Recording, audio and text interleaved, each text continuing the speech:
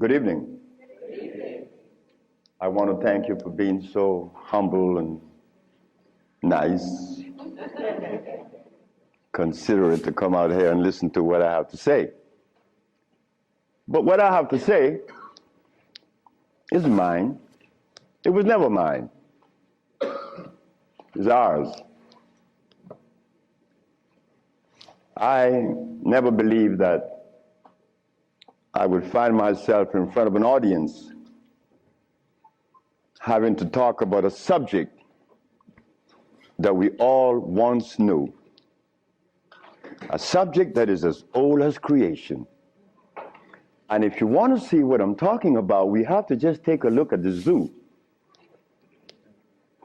The zookeeper doesn't feed the gorilla the food of the polar bear. Am I right? So how come we eat the food of everybody?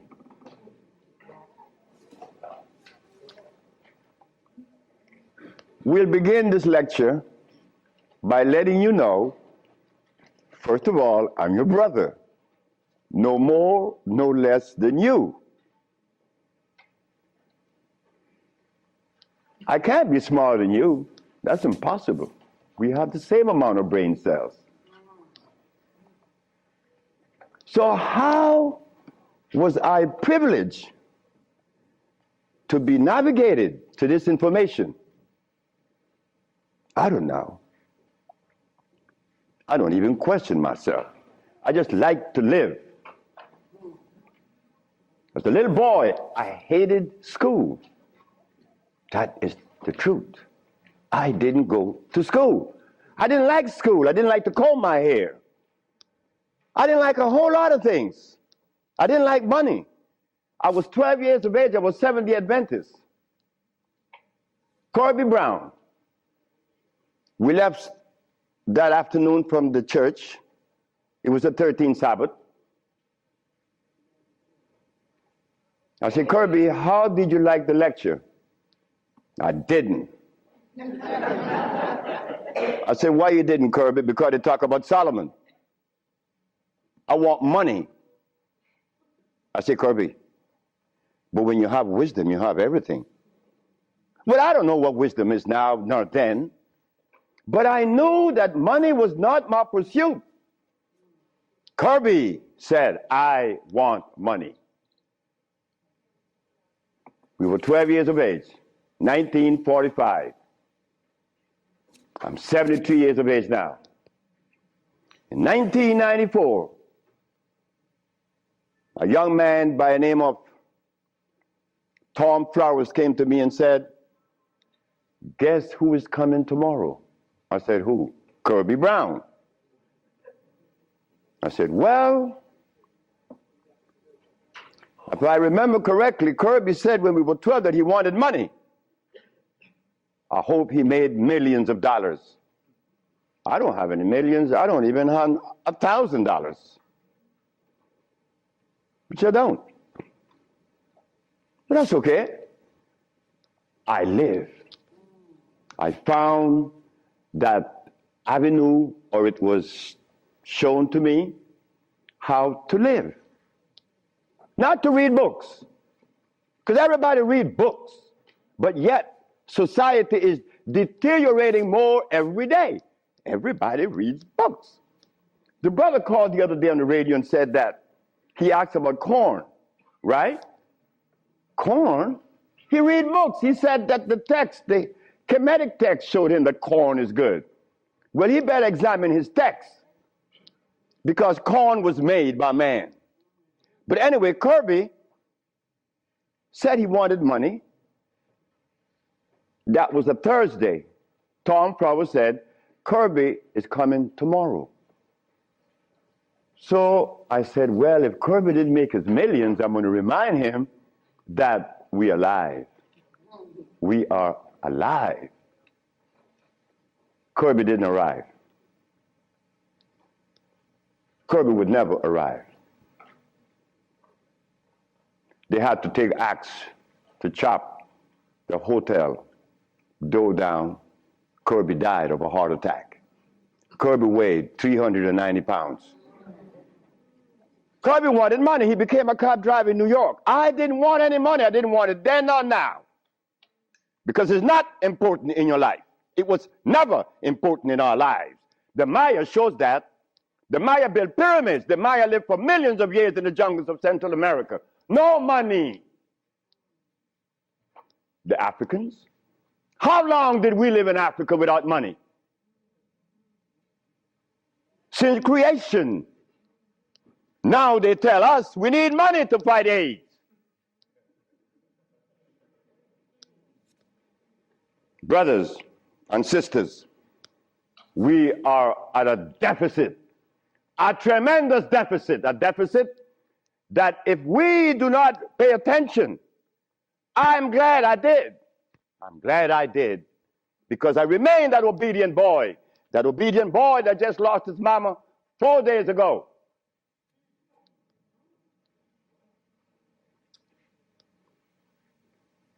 I listen. I listen. But to listen,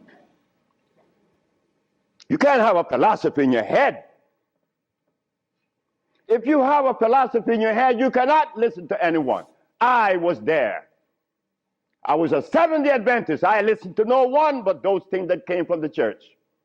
Well, if I were to listen to the church today, the Seventh-day Adventists, I'd be eating tofu. I'll be sick. You see?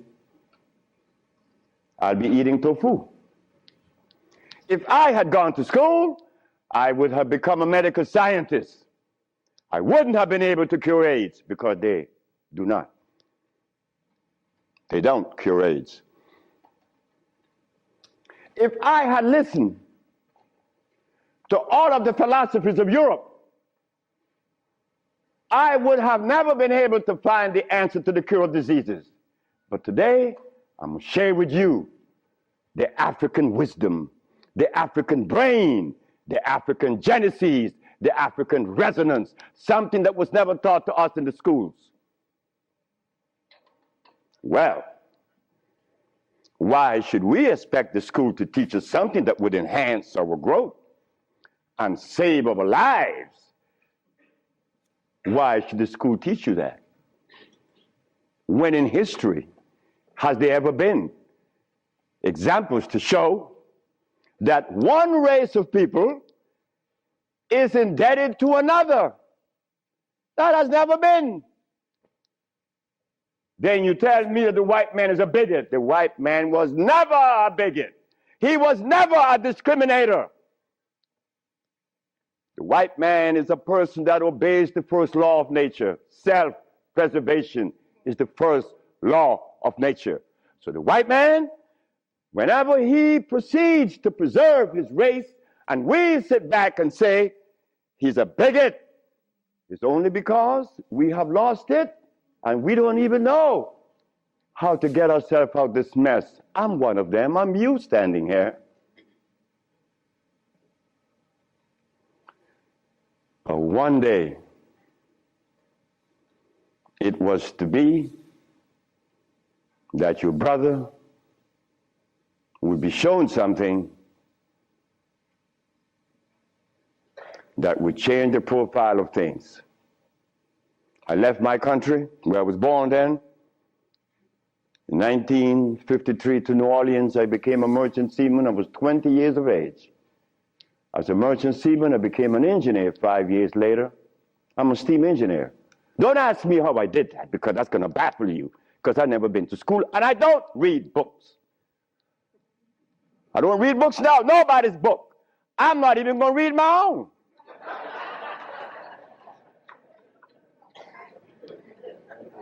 Because all the book readers come to me, asking me, how did you cure AIDS? But that's like asking the gorilla, hey man, how come you keep yourself healthy without a hospital? How come you don't have any medicines? We'll begin. I became a merchant seaman, right quick, to take you through my life. Left Honduras without going to school, became a merchant seaman, became an engineer, worked for the County of Los Angeles as an engineer. While as an engineer, the County of Los Angeles something is to happen. Something is to change my life completely. First, it was a Mexican. The Mexican said to me, "You're dying." I said, "I know." "How do you know?" "Because I fell out going to the bathroom on Sunday afternoon, and I didn't reach the bathroom. I got up off the floor. Something must have happened between there and the bathroom." But I had gone to the neurologist, the endocrinologist, the GER practitioner in Russia, in England, in Germany, in France, United States. And they were people that knows what it is about. They had the great big books on medical science. But my asthma and my diabetes, my impotence was kicking. What happened to the books? They read books. All the physicians that treated this boy read books of all kinds. Nothing happened. I goes to Mexico, and the Mexican have a goat in his house. Every 5 words it was bad, bad. And I'm looking around. The Mexican said, "The goat bothering you?" I said, "No." "You're dying because you are disobedient." Then he brought the Holy Bible. "Honor thy mother and thy father, that thy days may be long upon the land." That's in the Bible, isn't it? But how could we honor our mother and our fathers when we don't even know what they were about? You don't tell that to an elephant, to honor his mother, because when he's born, he follows his mother and watch what his mother eats. Do you and I know what our mothers ate in Africa? We don't know, yet we dialogue. We dialogue on this level of intelligence because I know Plato, I know Aristotle, I know all about Diogenes, but you don't know what your mama ate. So everything that you talk about means absolutely nothing. So you see where they have us at a deficit? That's why we need each other's. Now, when I became an engineer, the Mexican said, "Stop eating. Don't eat anything." For how long? 3 months. I said, "Are you crazy?" He said, "No, you nuts." You ask me if I'm crazy. You've been eating garbage for 30 years. You've been eating garbage. And I'm going to remove the garbage for 90 days, and you ask me if I'm crazy. What was I eating? Hog maws, chitlin, neck bones, crackling bread, Lorne in New Orleans.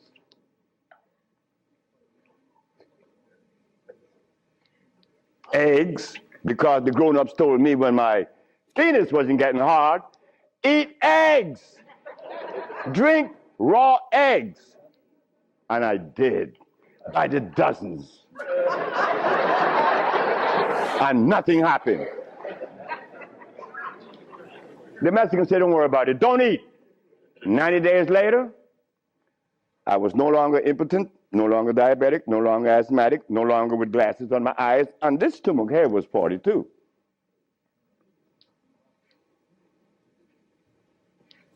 What happened to the science that the physicians were using, medical science? It didn't work, isn't it? But it worked with me. The herbs work with me. This Bible says,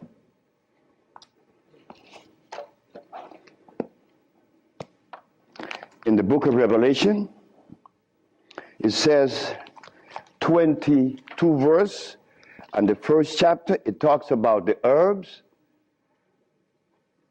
for medicine. Am I right? Well, ladies and gentlemen, what could have happened to us that when my brother, who's a preacher for 30 years, was sick, and instead of going to God's medicine, he went to the physician to get a chemical in his arm. My brother died 21 years ago. I'm not a preacher. I would never be a preacher. I told that to my mother. She wanted me to be the preacher. I said, no, no, no, no, no, no. That would be the last thing that I would consider. She said, "Why?" I said, "Because I want to live truth. Even if it kills me, I'm going to live truth." And truth is, the Bible says that the herbs are for the healing of the nations. But the preacher, when he gets sick, he go get a chemical. What is the message he's sending to God? Come on, just be truthful. Let us be truthful today. If never again in our life, let us be that today. Why do we go to see the doctor to give us a chemical when the Bible says the herbs are for the healing? Why do we go? Well, you're going to soon find out. That's what affected me then and probably affecting me now to a great degree, more than I would ever realize. Because remember, I want to go to the blackboard.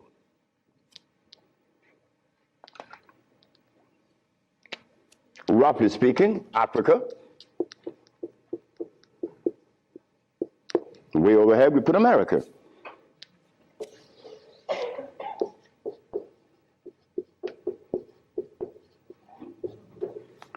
They are 4,500 miles. What happened between here and here? A lot happened. You see, when we were here, without the mathematics, without the ABC, without the sciences, when we were here, we had something to our advantage that we no longer have here. We are blind here. Here we weren't. We were seeing. Why? Because God provided us with everything we needed here. And none of it was comfrey or rice and beans. There were no tofu. There were no soy there. There were no cows. And there were no hogs, no chicken. There were no flour. Those things didn't come from Africa. You see rice and beans and flour and cheese and meat and the starch that you eat, they all came from right here, from a laboratory.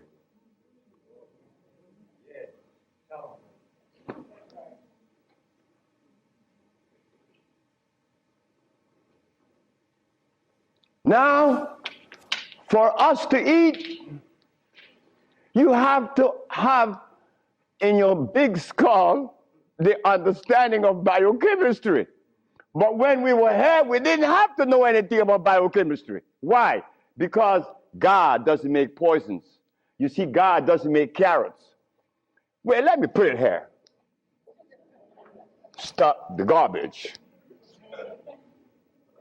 Anytime someone tells you that tofu is good for you, that someone that just gave that information to you has one eye open.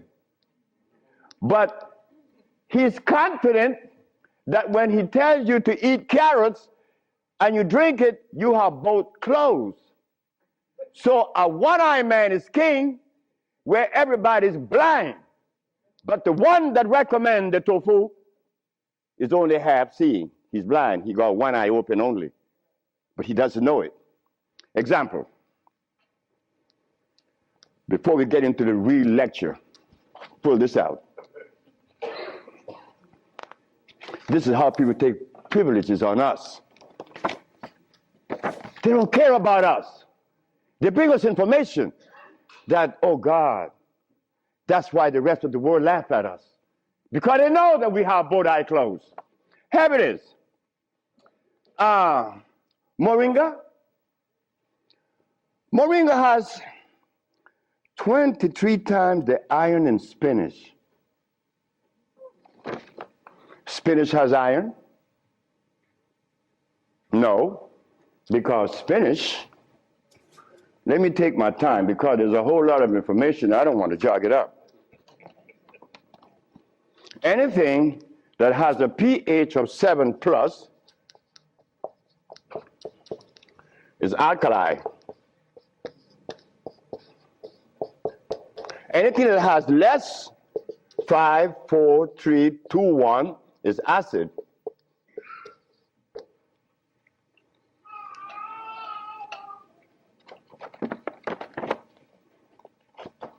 Spinach.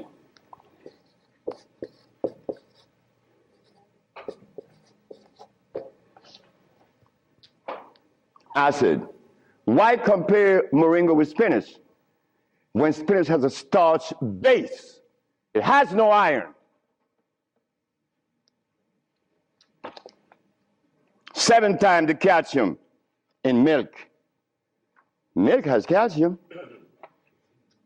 Well, I stopped drinking milk 42 years ago, and I could fall on my knees.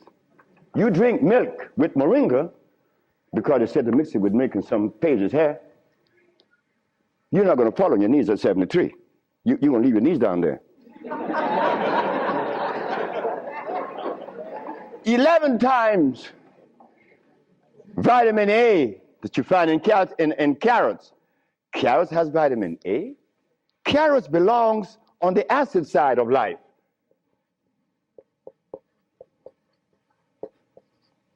So right there, and they send it to mix with carrot juice.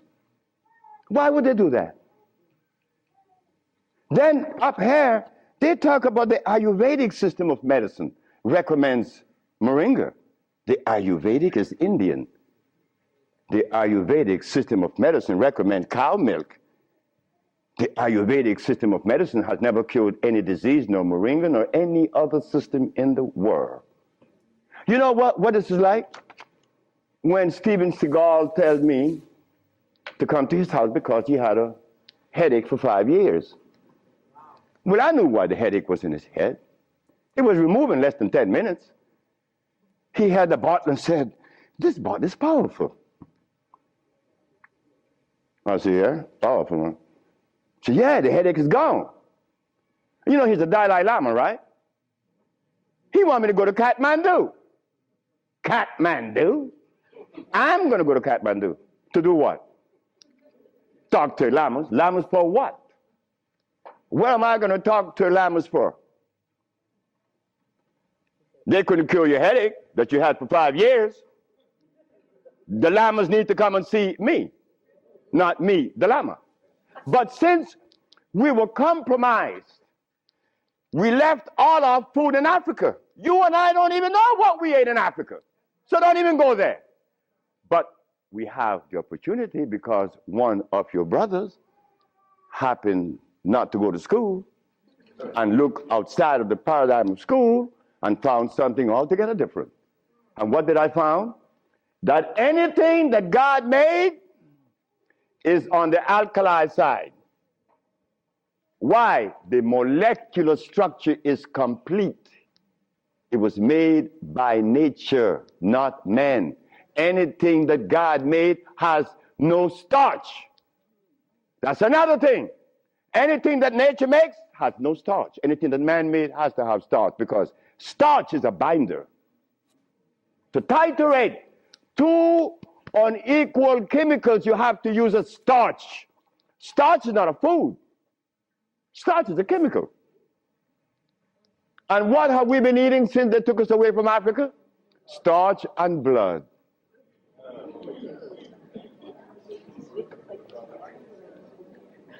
Starch and blood.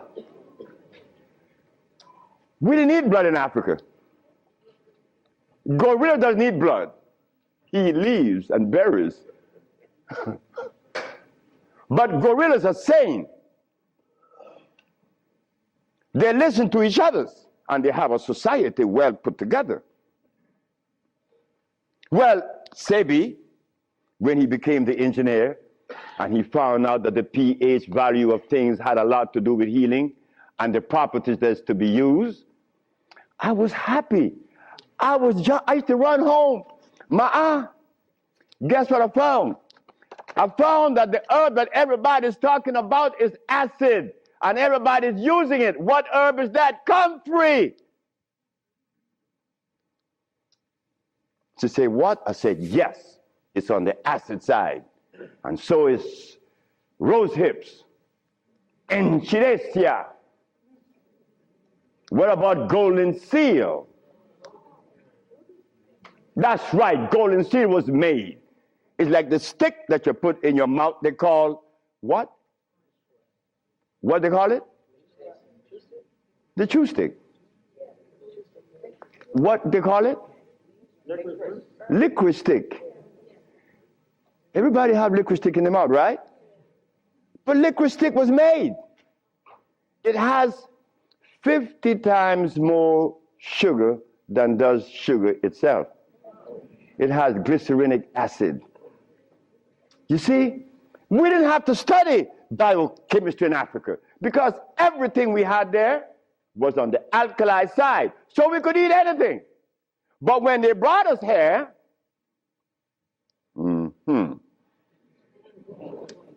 put some clothes on now. And after they put the clothes on you, come here, boy. You got to get in front of this classroom.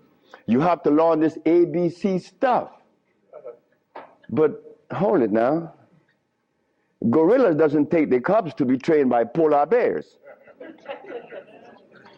Gorillas train her own cubs. The gorilla way. But no, you and I, our parents couldn't do better. They had to take us to the school because they wanted to save us, protect us, because that's mother. Mother doesn't want child to suffer. So mother was shown that if child didn't go to school, they'd be illiterate, and the society is made up where you must go to school if you want to buy a Mercedes. But in our society, school, what you mean by school? We don't have such animal. We build things. And those who've been to school can't even build the pyramids today. Not in Honduras, not to mention the pyramids in Mexico. They're 4 times the size of the pyramids in Egypt. Oh, yes. I know Ben Joker didn't talk about that. But that's okay. Because he needs help like I need help. We all need help. So the school that we thought was going to be so equitable, so useful, has become a deterrent. Because those that been to school doesn't cure anything. How did I learn and I didn't go to school? Easy. We baby-aged kids, we don't die. Right? We do it. I'm not wiser than you. I may be more mischievous than you. I know that because I do some mischievousness that you would not believe.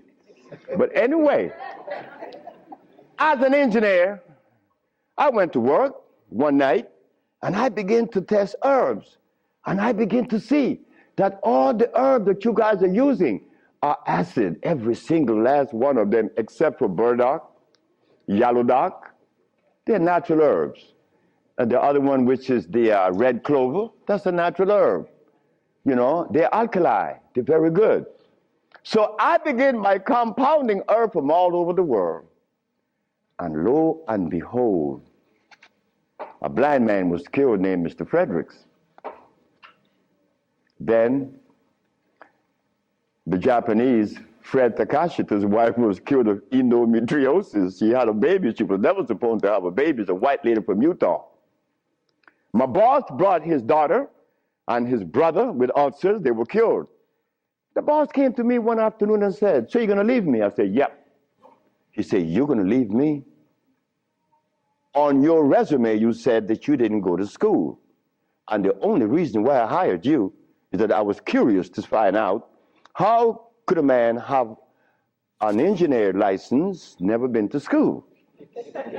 I wanted you to fail. But instead, you did something that is extraordinary. Are all black people like you?" I say, "Brett Howell," his name is Brett Howell. "Are all black people like me?" I say, "I'm the dumbest." "Yes, they're all like me and more powerful than me." "Well, how come they're not doing what you're doing? You killed the blind man. You killed my daughter ulcers. Could they do that?" I said, "They could do it better than me. But why aren't they doing it? Because they're afraid of you." I'm not afraid of God. I'm not afraid of the devil. I'm not afraid of anything, especially you. Because I don't live in fear. So I say, "Brett Howell, the black man of America is afraid of you white people because you guys made him afraid of you. And you should not feel good about that. It's not about me hating white people, loving black or hating black. It's about understanding. Nobody's going to help us but us. Nobody in this world, whether white, black, Chinese, or Arab, could help us it's impossible for them to help us. Why? Because they don't know us. They don't have our genetic predisposition. Look, as a Christian, I used to eat pork. Of course I eat pork, and I love it. But as a Muslim, I eat lamb, which is 10 times worse than pork.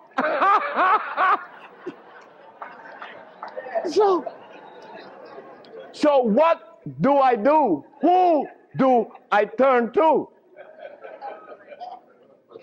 So after I quit my job, the boss said, wait just a minute, because I think you're crazy.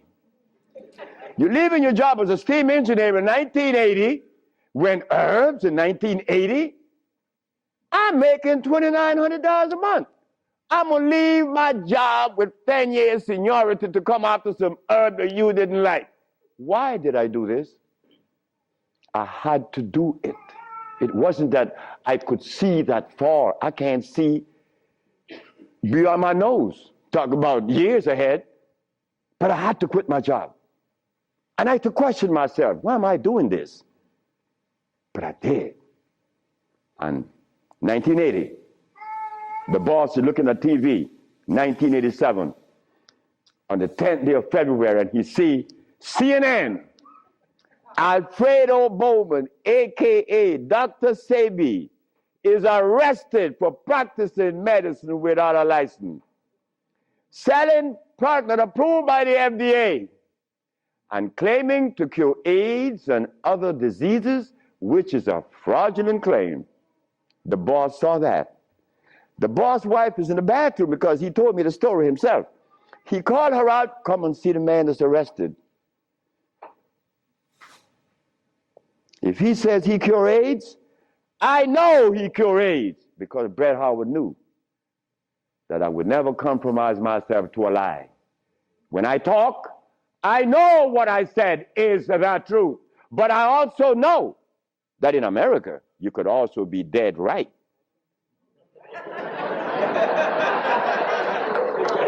But it doesn't matter. It does not matter. I'm 73 already. They kill me tomorrow, it's all over with. I rather reach 73. My brother, who was a preacher, he only got to 50. But I stuck with you, the black woman. That was my success. You, the black woman. I always kept my eyes on you. Nobody else, not the maid, because I'm one. We don't do nothing. We can't do anything. We need you. Because it is you that held our hand. It is you that breastfed us. My mother breastfed me for only 4 years. But that was sufficient.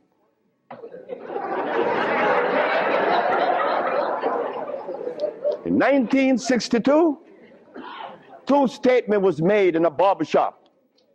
1640 Claiborne Avenue, New Orleans, Louisiana. Timothy Barbershop. Tim Barbershop. Ernest Morial walked in there when he was a lawyer. And every time Ernest came in the barbershop, we used to jump on Morial. I mean, we used to kick him around the place. Morial said, you see you niggas?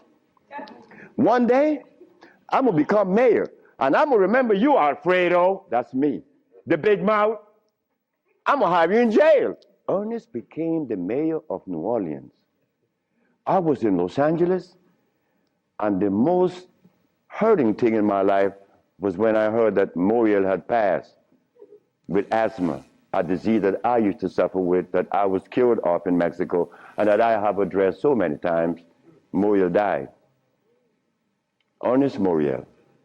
Then another statement was made by me in that same barbershop.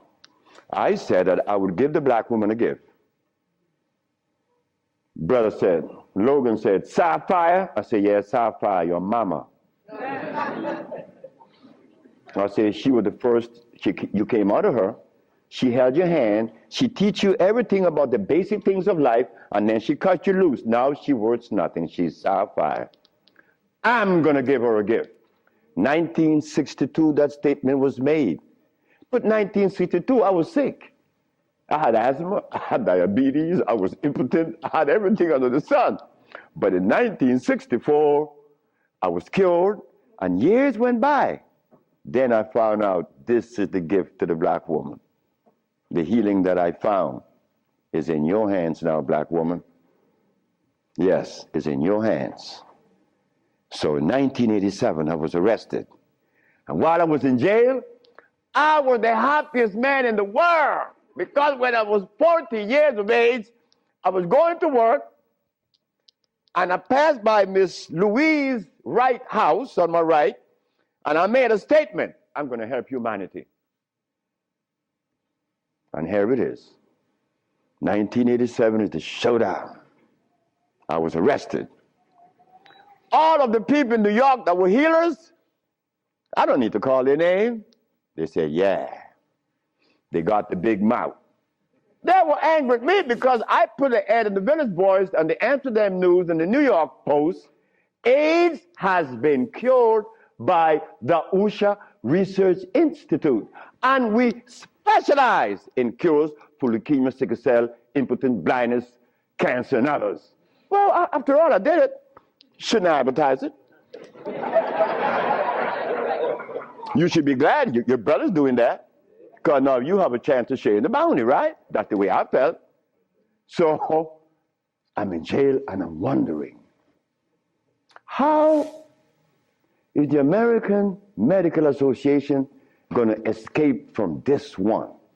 You see, in the past, herbalists, when they talk, shh, gotta be quiet. Gotta talk under the table because the physician may get you. The FDA gonna get you. But we seem to forget the one basic thing. When they remove us from Africa, did they bring our food with us? Did they? Well, how could the FDA have such kind of power over us now? Come on now, just wake up to it. So I stood in jail thinking, how am I going to do this one? This is going to be a heavy number, but it's nice because I wanted this moment. I wasn't going to back down. What you mean, back down? I'm representing some black woman. I never had a father. I never had a man in my confines to tell me something. No, I never had a stepdaddy. I had a woman. And then another woman, my grandmother. My great-great-grandmother lived to 124. Her name was Elizabeth. And she lived 70 years without a man. My great-grandmother lived 112. She lived 68 years without a man. My grandmother died at 100. And she lived 50 years without a man. My mother died 5 days ago. And she racked up 40. My mother died while I was coming to see you. I didn't turn back. You know why? The relationship with me and my mother was one of love. And she would have never wanted me to be there. My brother told my mother when I was about 10 years ago, he told her, yeah, you didn't like me. You didn't give me any love. You didn't give Fred any love either. That's me. So my mother said, what you say? You gave all your love to the pastor, not to Fred and me. My mother said, like, Fred, are you in on that? I said, ma'am, this boy was talking garbage. See, he told me he's serious. I'm never serious. I don't know what it is to be serious. I hear men talk about seriousness. Well, I don't know what you do with that. But my mama said, raise your hand up and open your fingers. Which finger would you elect to take off of your hand? I said, none. She said, thank you. My mother turned to my brother and said, you said that I didn't give Fred any love. Fred, you wanted my love? I said, nope. Didn't want it. I didn't need it. Because my mother knew if my mother ever interfered in my life, I would have been upset. I was in the streets by the river all the time. My mother knows, all mother knows the child that needs her love, her attention. But she loves all. But she knows the one that needs the attention. I didn't want my mother's attention. And she knew it. But my brother said that she didn't give him any. But the boy went to the 3rd grade. He owns a fishing fleet, he owns an ice factory, and he owns a fleet of planes. And he said that his mother didn't give him love. You see how we could easily make mistakes? Okay. Mother is mother and will always be mothers. The greatest gender on the planet. So while I'm going to court now, and I'm standing, the judge said, get the man out of jail, and I went to his chambers. Judge Shorter said, young man, you mind if I ask you a question? I said, no, sir. Why did you advertise that you cure AIDS? Well, sir, my mother's alive, Africa exists, and my face, and I would never offend any of the three. That's why I advertise that I cure AIDS. He turned to the woman at the desk and said to her, ask her, did you investigate this man before you arrest him? She said, no. Her name was Phyllis Spade from the Attorney General office in New York. She said, no. You didn't investigate this man before you arrest him? This man, the response he gave me, he cured AIDS. But AIDS is the easiest thing to cure. People think that AIDS is difficult. To me, everything is easy, and to you, it should be too. And I'm going to show you why it's so easy. So the judge said, well, you out in bail. And that was February the 12th, I got out of the 13th. But the case doesn't begin until 88. September. I have a year and 8 months. Why the judge gave me so much time, I would never understand. So I waited. Trial date. This is where the showdown with black and white. Not better or worse. We are not better than any white man or Chinese, no. We just happen to be different. That difference has never been treated by any religion or philosophy. There is a difference that needs to be understood. So while I went into court, the judge said, well, Dr. Sebi, will you please begin? Where do I begin? Begin where you say you cure AIDS, and the physicians say there's no cure. The physicians are 100% right. There is no cure for AIDS or any other disease. The judge said, just a minute. There's a contradiction here. The newspaper says that you cure AIDS. Then you agreeing with the physicians. That's a contradiction. No, it's not. When you're limited, it is. But when you leave out the box, it isn't. She said, help me. She said, of course. The physician take the position that there is no cure for AIDS or any other disease, and the physician are 100% right, according to their philosophy and their perspective. Their medicine didn't show them a cure. So how could they say that there is a cure? But the perspective that prepared me, there is cure for AIDS and every other disease. Oh my God, when I said that, the physician jumped up. Your Honor, Dr. Victor Herbert said, Your Honor, what other perspective could there be? After all, you know, this patent on us, the FDA has a patent on us. You cannot talk. The FDA talk, you shut up. Oh yeah? Well, I'm gonna find out. So, the judge said, what perspective is yours? Dr. Victor Herbert, Dr. Bonanno, and Dr. Christopher said, how could there be another? I said, there is another, Your Honor. And what is the other? The African bioelectric cell food. I've never heard of such a thing. That's what the physician said. He had never heard of the African bioelectric cell food. I said, of course. But we have to remind the good physician that he have not heard of a whole lot of other things.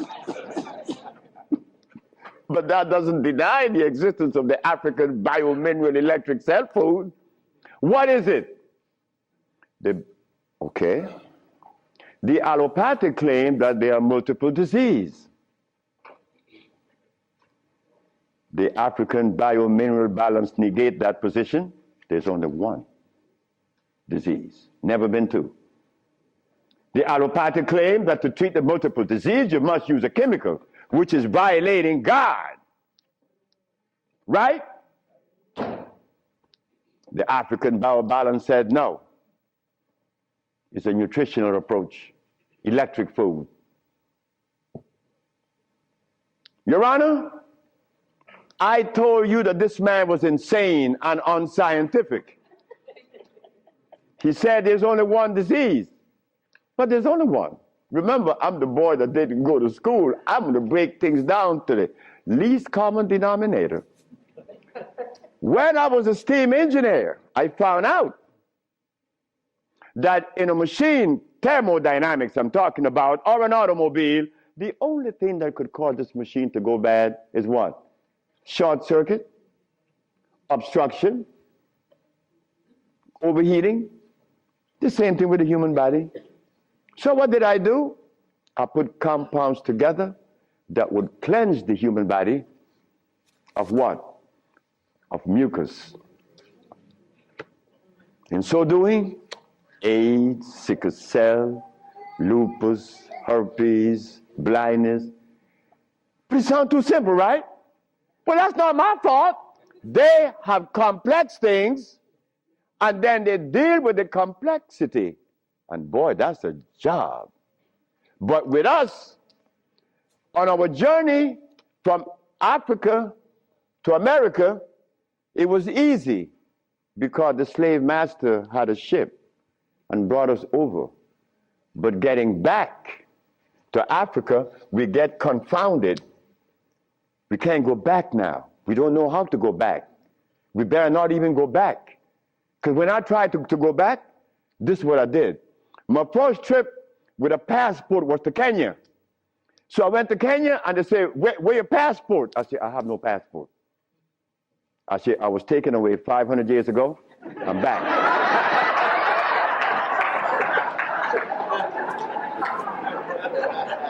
When I left, I didn't have any passport.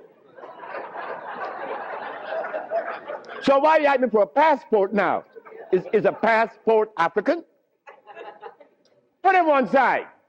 They put me one side and sent me back out.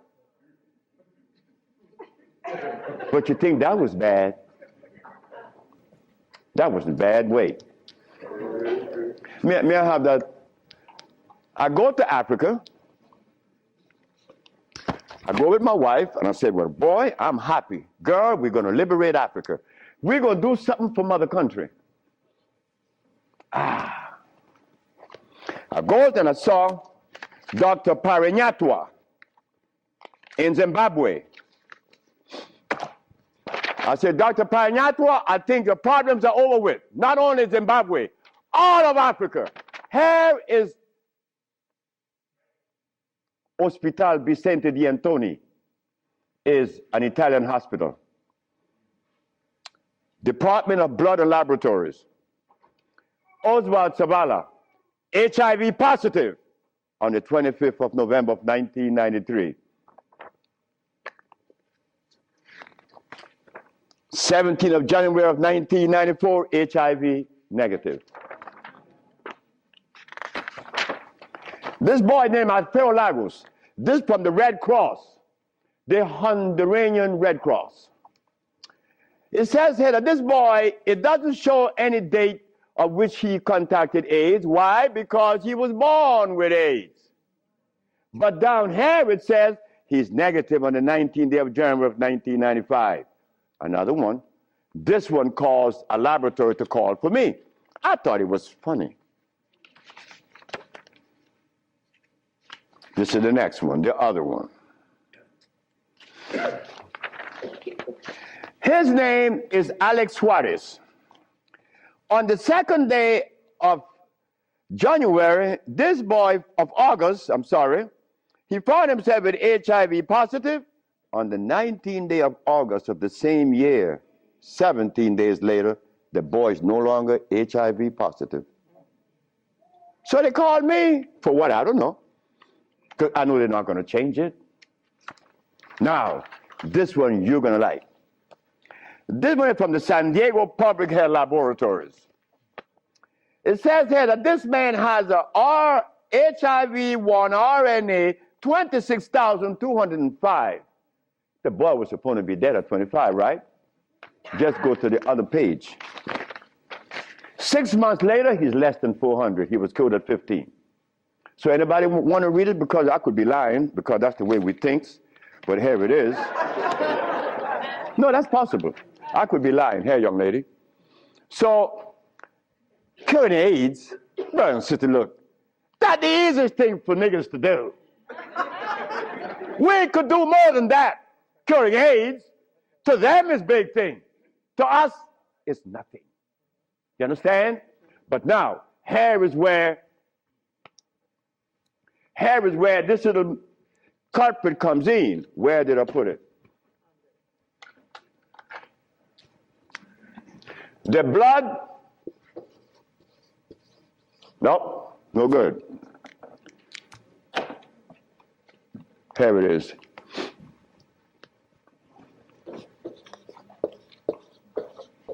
Blood and starch.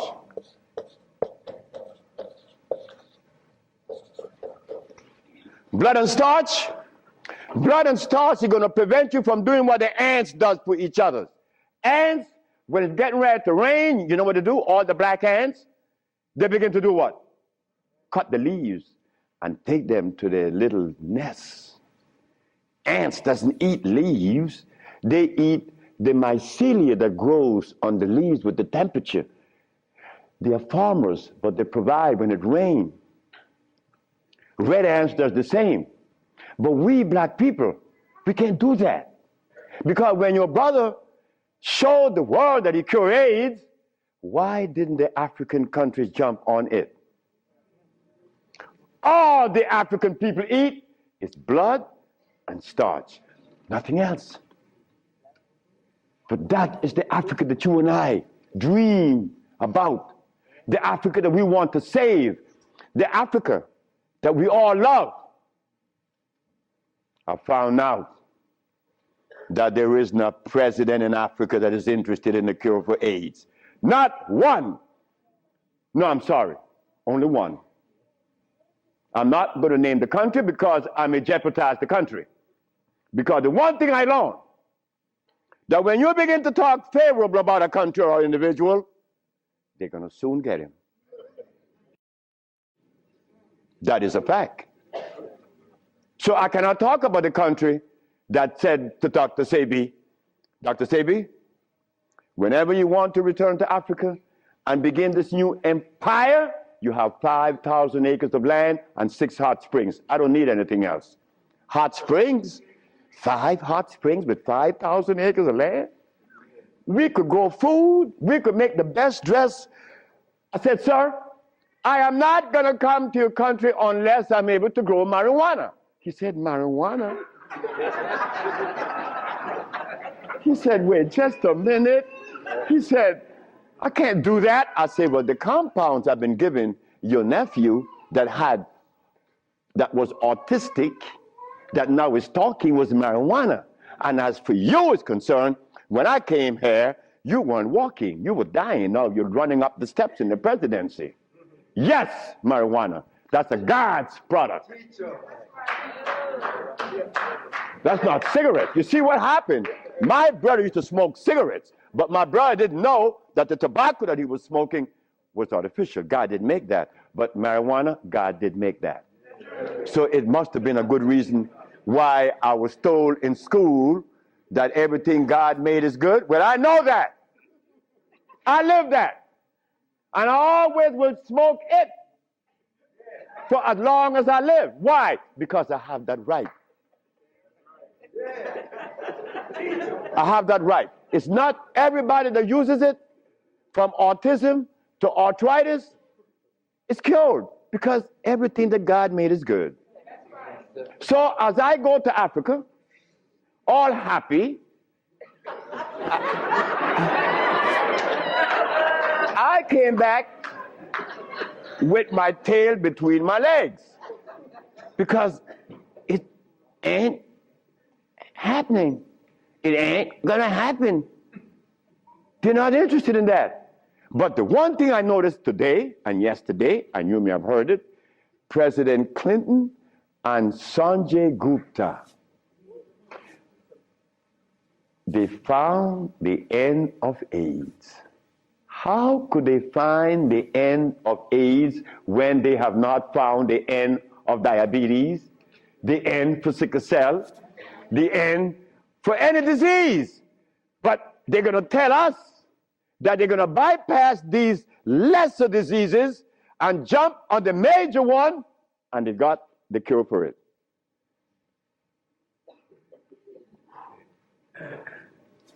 I got documents to substantiate that I cure AIDS, right? So what's up? What's up? Well, I'm going to show you what's up. When I was in Zimbabwe,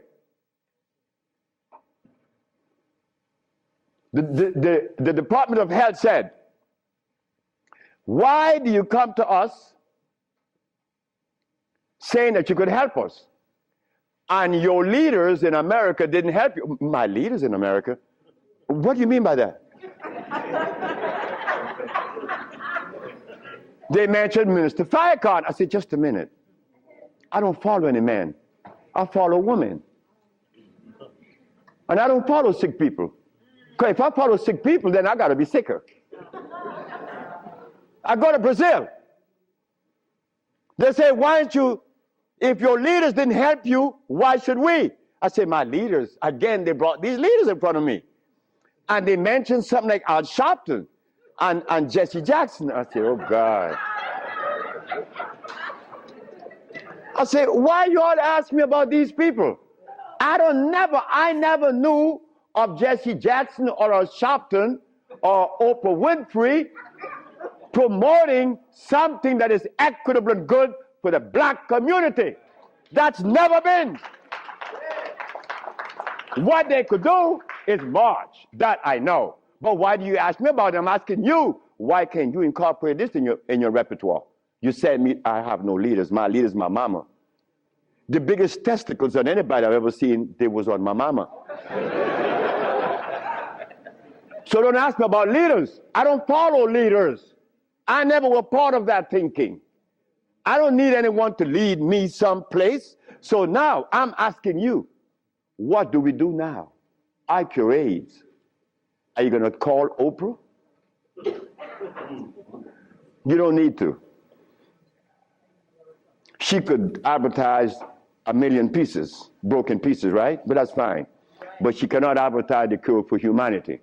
But there's one little dude that got himself in trouble. And he was totally unaware of what was going to happen.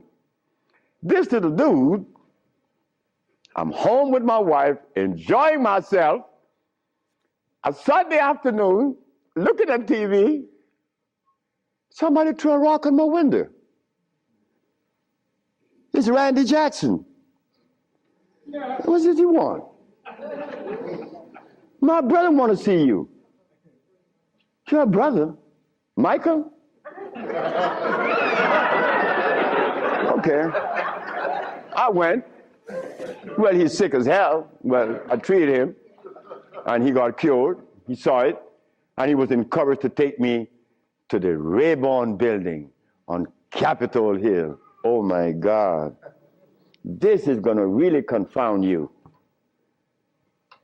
Michael Jackson took me to the Rayborn building on Capitol Hill on the 31st day of March? April. No, of March. March. It was March. 31st day of March of 2004. I said, why are you taking me there? Because you cure AIDS. I said, but what makes you think that they are interested in that?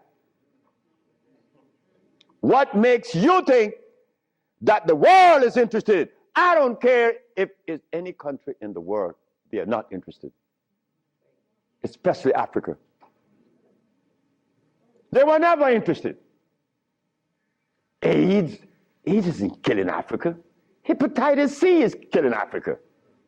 All of West Africa is the red line for hepatitis C. What you talking about? But they're Muslims. So they have to eat the Muslim food, which is goats and lamb.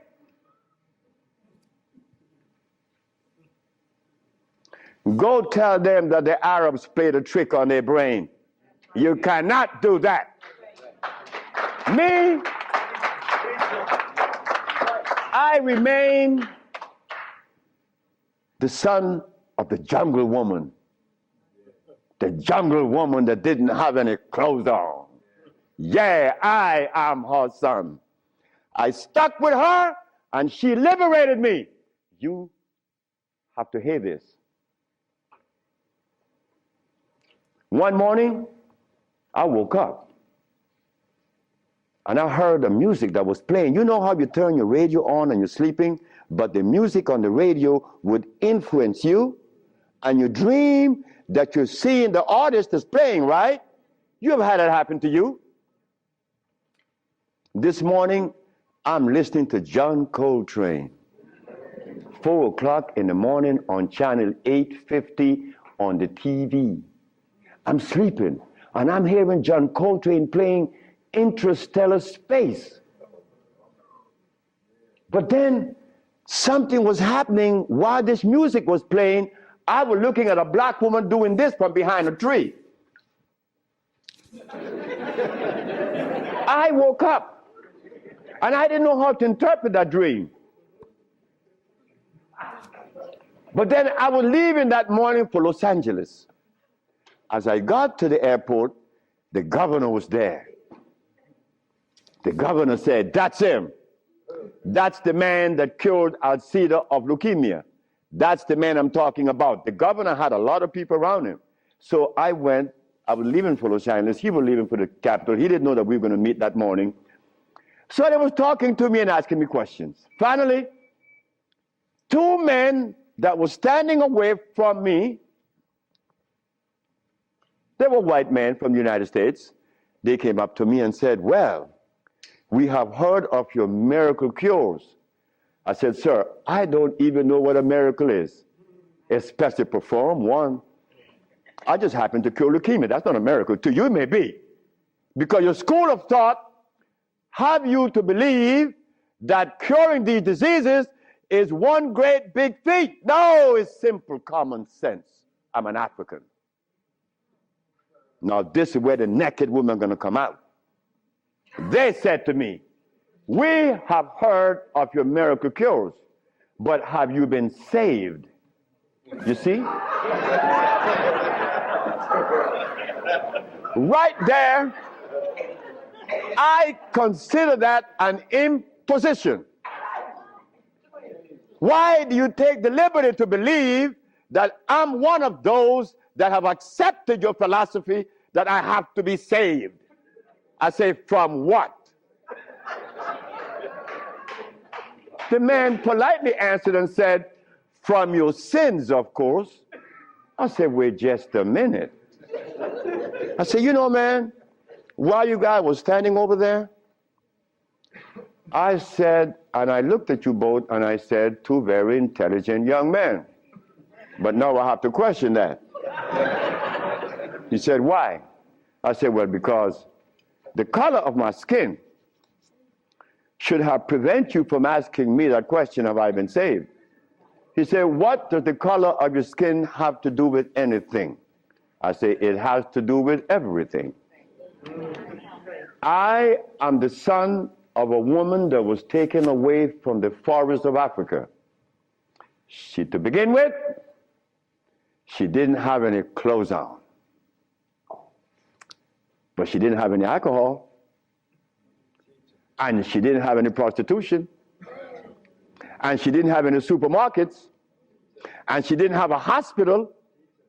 And she didn't need anything that God didn't make. And she didn't have any money. So all these things constitute sin. So my mother in the jungles was sinless. How did I become sinful?" You cut it out. You stop that. We have to begin to change our diet, because this diet here of blood and starch is all we eat. That is all we eat. And then with this diet of blood and starch, which confounds their hormonal structure, we have the nerve to tell each other, brother, you were wrong. I'm wrong? I mean, where did you get that from, I'm wrong? You've been eating blood and starch and you're going to tell me I'm wrong. No, we got to stop it. Because the blood and starch is why I couldn't penetrate Africa.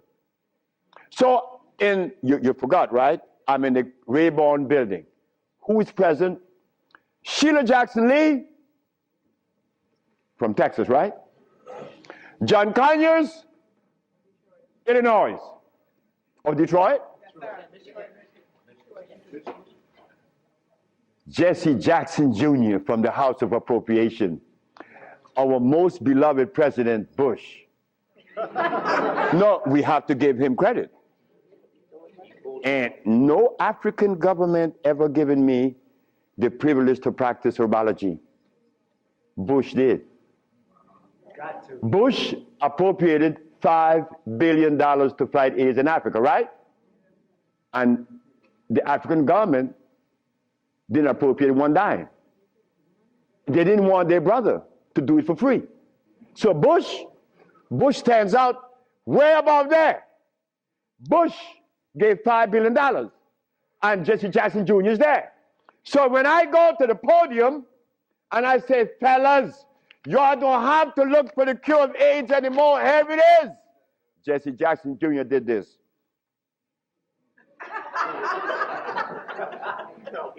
I said, I'm going to talk about this. I have to write about this in my book.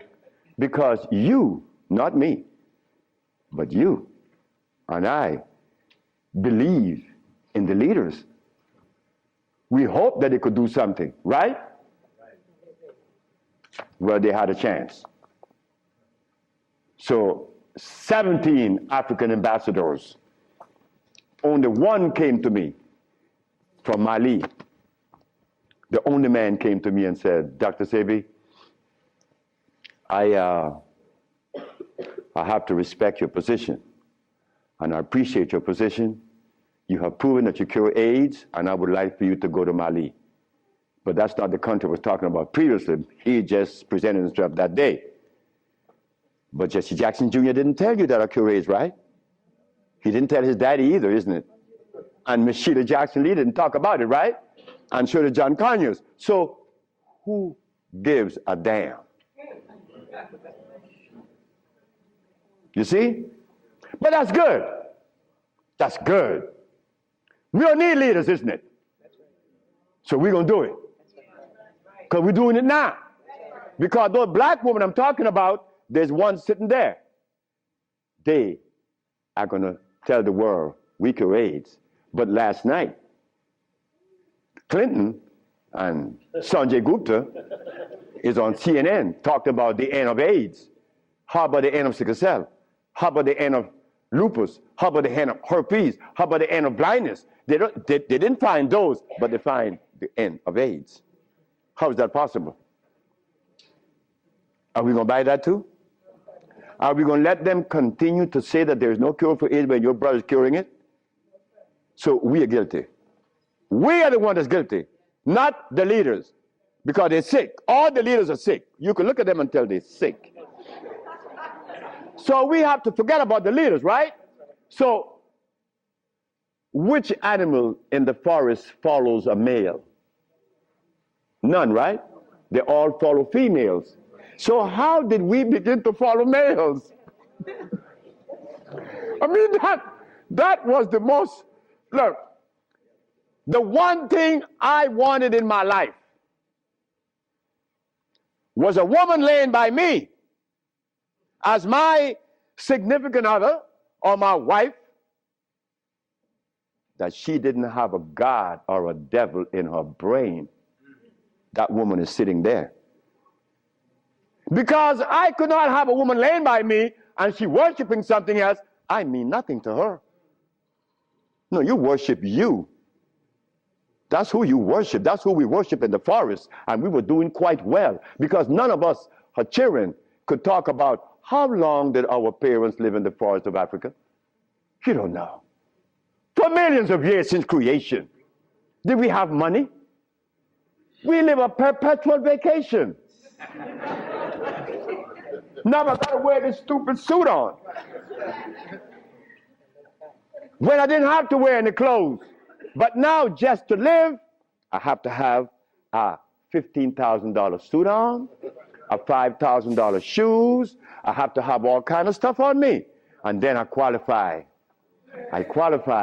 Do you have a master's degree? Man, I didn't go to school. Oh, put him aside.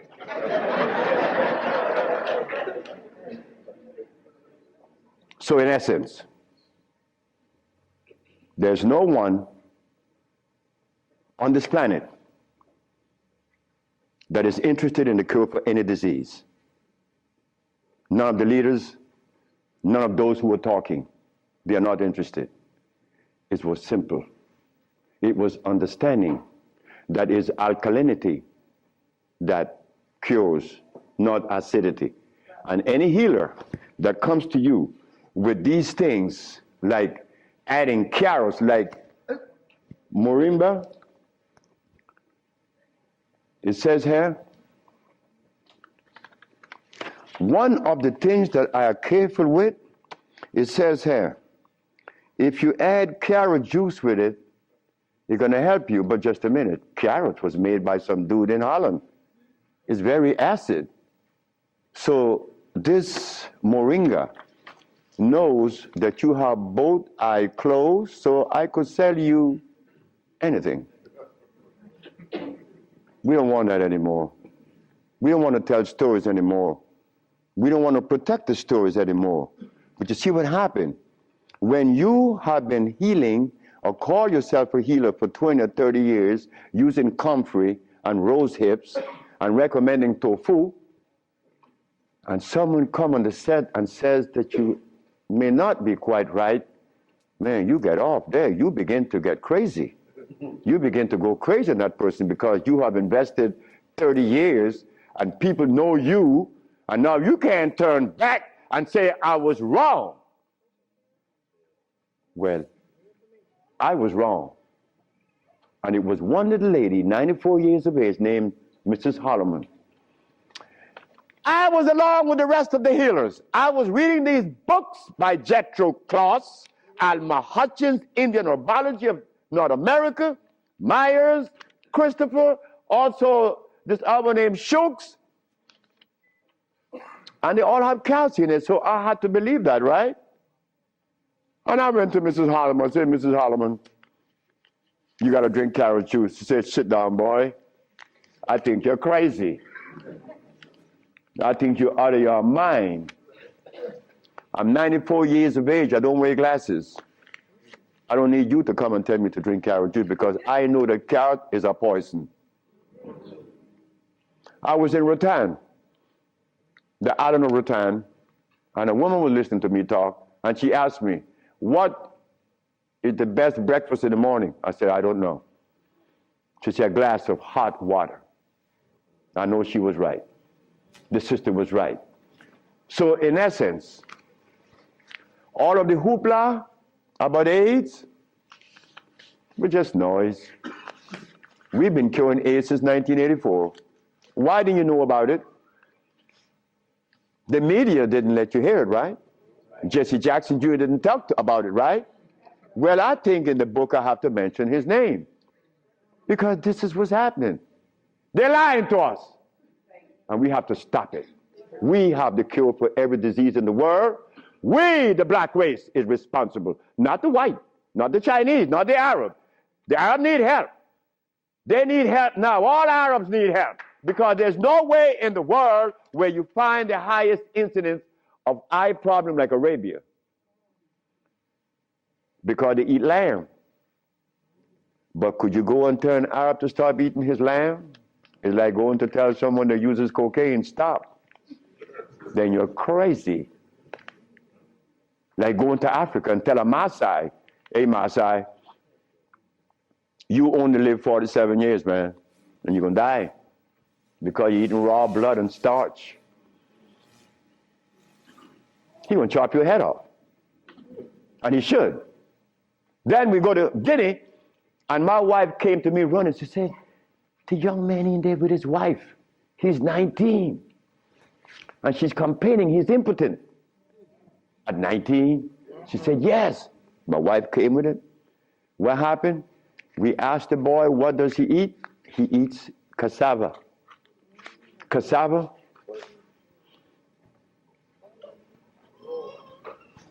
We say raw? Yes. Go to Guinea. It's a what? Cassava.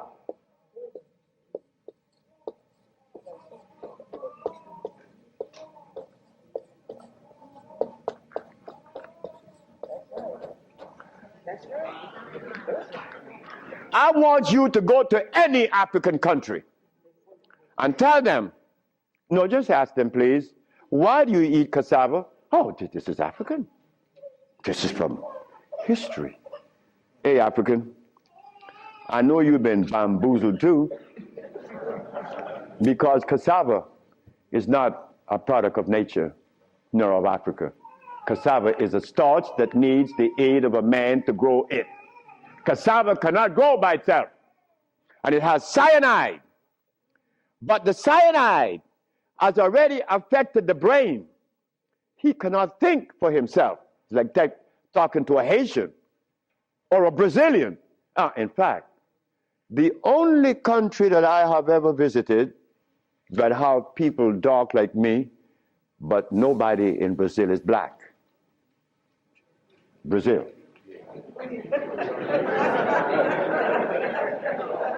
If you go and research the census of Brazil, you will never find a black person in Brazil. Everybody is white.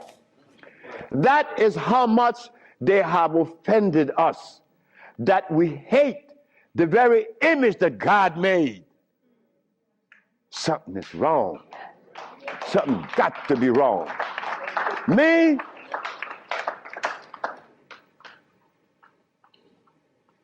I was a very good Christian, and a very good Muslim, a very good Buddha. And I wanted to join the, well, I don't want to mention it. But anyway, I was a good everything. But what I found, that they were feeding me the wrong food. And I had to deny all of them because they feed us garbage. There isn't a religion in the world that have fed the black race in America or anywhere in the world the food that is consistent with their cellular predisposition. So if you, my religion, is feeding me the wrong food, then what is the message you are sending? It's like putting gasoline in a diesel car. You would not get to South Philly. No, you're not. It's not going to run right. But we're eating starch and blood, and we want a dialogue. Dialogue based on what? I mean, come on now. We are the remnants of what were. Let us try to bring it back. We can't challenge each other's. The only thing we have to offer each other's now is love. But to get to that point, a sister told me the other day, because I made a statement in the church, a brave woman stood up and asked me, Dr. Sebi, what have you learned from the entity that you are forwarding to us now? What have you learned from it? I learned to kiss everybody's butt. And I meant that. It came out that way in the church. Well, I had to give it that way, because that is the way it came to my brain. I kiss everybody's butt. It's easy. You see, it makes it easy. When you start kicking it, somebody's going to do something to you. And when you start kissing it, they reward you. So this sister came to me, and she was very smart. She said, do you literally? I said, drop your panties.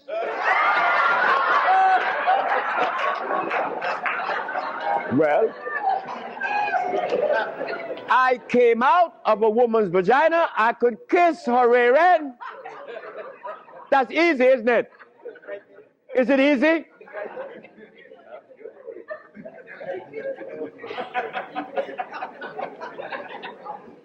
See, I have no what you all call shame. I don't know what that is. I'm not serious. I'm not ashamed. I'm not a man. I'm a male. Beyond that, I don't know. You guys are men. I'm a male. I stay there. It's easy. So brothers and sisters, look, the deal is this. We have the cure for AIDS. Now you're going to get a chance to ask questions. So ladies and gentlemen, I want you to ask whatever question comes to your brain. Feel free to ask.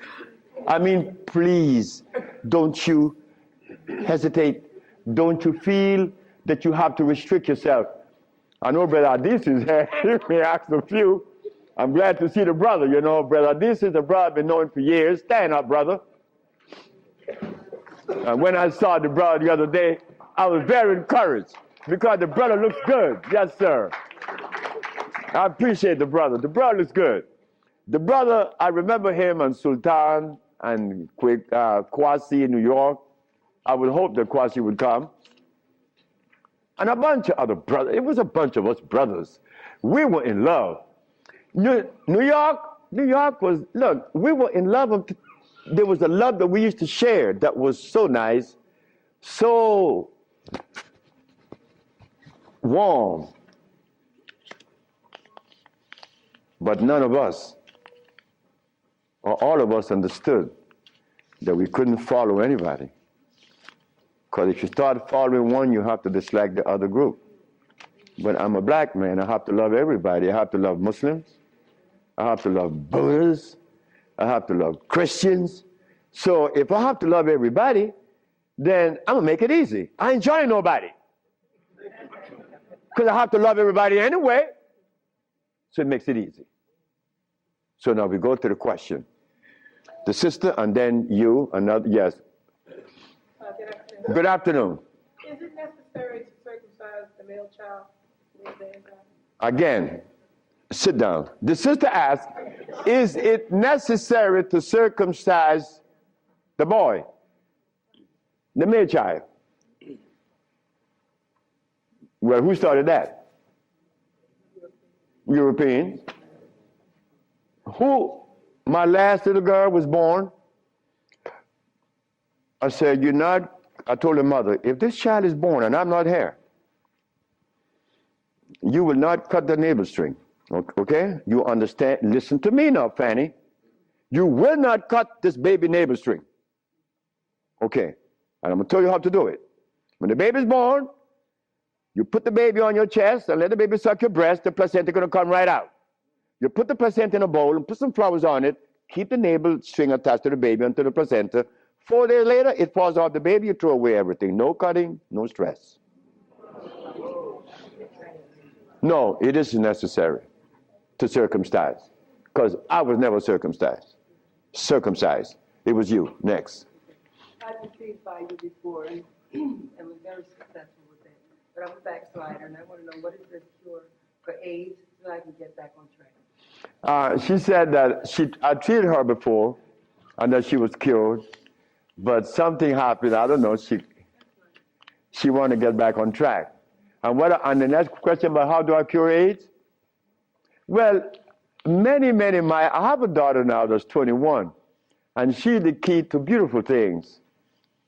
She's the daughter of this woman. Her mother hated me, and with all rights. The woman was right. Oh God, she was right. I had 2 wives in the same house, and this woman is in love with me. Oh God, this nigga's crazy. He's a Solomon. Nigga, look, you are a jive, MF. Her mother cursed me out. She cursed me out, and I'm standing looking at Miss Margaret, and I could see the hurt in her eyes, because this woman is in love with this man that already have 2 wives in the same house. Boy, what do I do? And I find myself in this triangle here and don't know how I got in it. But years went by. No, she got a baby. She got pregnant. They kicked her out of the house. But that's okay. She had the baby, little girl, 𝐦𝐤𝐬. 𝐦𝐤𝐬 grew up. 𝐦𝐤𝐬 was 19. She cured her mother, her grandmother, of diabetes. The little girl that this woman didn't want to come into the world grew up to cure her of diabetes. Last month I got a notice from the mother that 𝐦𝐤𝐬 just killed a woman in New York of AIDS. How do we cure AIDS? It's simple. We put the compounds together to address the mucous membrane, to cleanse the mucous membrane, to cleanse the bowels. Simultaneously, we went to the forest and found the herbs such as over here on the alkali side, sarsaparilla is an herb that has the highest concentrate of iron. Fluorine, iron. Guaco, that is a plant that has, I thought I had a stick with me because I'm always chewing on it. This is guaco. Guaco is a plant that would definitely strengthen the immune system because it is iron again. But it has potassium iodide, no potassium phosphate, not iodide. Iodide comes from the ocean. Kankansa, that's an African plant. Kankansa is an African plant. This plant has one of the highest concentrate of what? Potassium phosphate. Those are just few of the plants. We use about 40 some odd plants to cleanse the body, strengthen the immune system, and electrify the system because you want to electrify the body. That's how simple we cure AIDS. We cure AIDS. We don't treat AIDS. This thing here says that Moringa said, and they keep repeating it, that they uses it when they believe that it's going to cure. They think, oh no, we got to stop talking like that. We cure. That's how we got to start talking. If you don't cure, get out of the way. Because you're lying to people. Next question. The brother. Peace and blessing. I'm really enjoying your lecture, and my question is, when you see a client, what's your thought process? When I see a client, my thought process, I already know what the brother needs. Like the Mexican knew what I needed. The Mexican said, you're dying because you have disobeyed. Unconsciously you disobeyed. So when a brother comes to me, I already know what the brother needs. I don't need to go into a whole bunch of scientific jargons and intimidating the brother by putting light in his eyes, iridology. I don't do that. I don't do anything. I just give you what I know you need. People come to me for compound from Japan. She killed a woman in Japan named 𝐤𝐤𝐤𝐞 in Kobe. She never seen a woman. She was in hospice already with cancer of what? The lungs. There you go. Cancer of the lungs in hospice. She never seen the woman. In a month time, she's vacationing in Hawaii. Okay, there you got it. Yes. Her than you. Yes, the sister.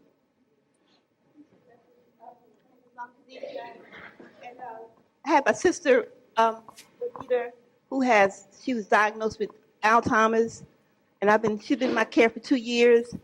I do have her on a fresh food diet, all organic foods, all raw foods, and I'm seeing a big improvement.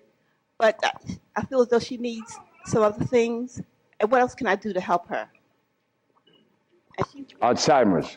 She has Alzheimer's, yes, sir. Okay, Alzheimer's. That's a brain problem, right? Remember what I said? There's only one disease? Okay. When you have mucus in the nasal passage, it is sinusitis. When you have mucus in the bronchial tubes, it's bronchitis. When you have mucus in the lungs, it's pneumonia. But now you have mucus where? For you to have Alzheimer's, where is the mucus? So we have to remove the mucus from out of the system, especially the brain, but then we have to feed the brain. That's where biochemistry comes into play. The brain. Like if the sister was suffering with rickets, that's bones, right? So we have to address calcium. If she had leukemia, it would be blood, that's iron. But now she has Alzheimer's. She has mucus in the brain, which prevent the brain from receiving what? Oxygen. Now, what is the brain composed of? Copper, and carbon. That is what produces electricity. Copper and carbon. It's simple. Copper and carbon produces electricity. You go to an electrical plant, and all you're going to see is a big wheel turning, and it's copper. But against the wheel are these carbon brushes, and the friction of the carbon and the copper produces the resonance they call electricity. Electricity is not fire, it is vibration. But when you short circuit it, it's become fire. So yes, we do have, but she must go to Honduras. What is her age approximately? What? Oh, she's young. She's young. She's very young. She could go to Honduras, and it would be fast. Why Honduras?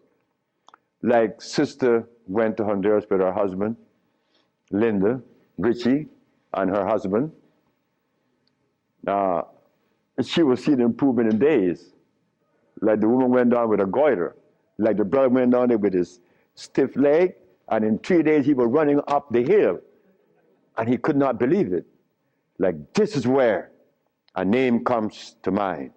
And I want you all to remember this, because this is a woman that we all love and we all respect. A brother was taken to Honduras, to the village. You see, the thermal waters in the village has a pH of 8.9. One of the highest attainable pH in waters is found in Honduras and in Africa. Thermal waters, that is. The little boy named Shelby, he has AIDS. He has Kaposi sarcoma. All the black spots on his body. The boy went to the thermal bath 1 day, 2 days, 3 days, 4 days. The boy came out of the bathroom screaming. The black spots were gone. His mother and my wife, Ma'a, were very close friends. Ma'a told Malakia, take Shelby to Honduras. On the 4th day, he's doing good. How long is Shelby going to stay there? 1 month. I said, 1 month, he's cured. On the 4th day, the sore disappeared, right? On the 10th day, he tell his mama, I want my passport. She said, for what? I want to go back to Los Angeles. Dr. Sebi says that you have to stay here a month. He said, bitch, did you hear me? That is what we, mothers and fathers, get from our children today because of those hamburgers. It wasn't Shelby's fault. It wasn't that child's fault. That child went back to Los Angeles and began to use crack and died about 2 months later. But Malakia is telling the sister that you all know very well about the incident. Present was Oprah Winfrey, and she said, she was telling the story to her aunt, which is Maya Angelou. Well, I'm nobody. I'm nobody anywhere in the world. I just happen to cure AIDS, but that means absolutely nothing. My son told me I messed up. I should have been a boxer and cracking people's jaws. I get millions of dollars. But the crack jaw come to you and they pay you pennies. So you are nobody, daddy. In this world of today, curing AIDS or any disease means absolutely nothing. I am not a famous person. I'm insignificant. So Miss Oprah Winfrey said, well, if he's that good, how come I haven't heard of him? Well,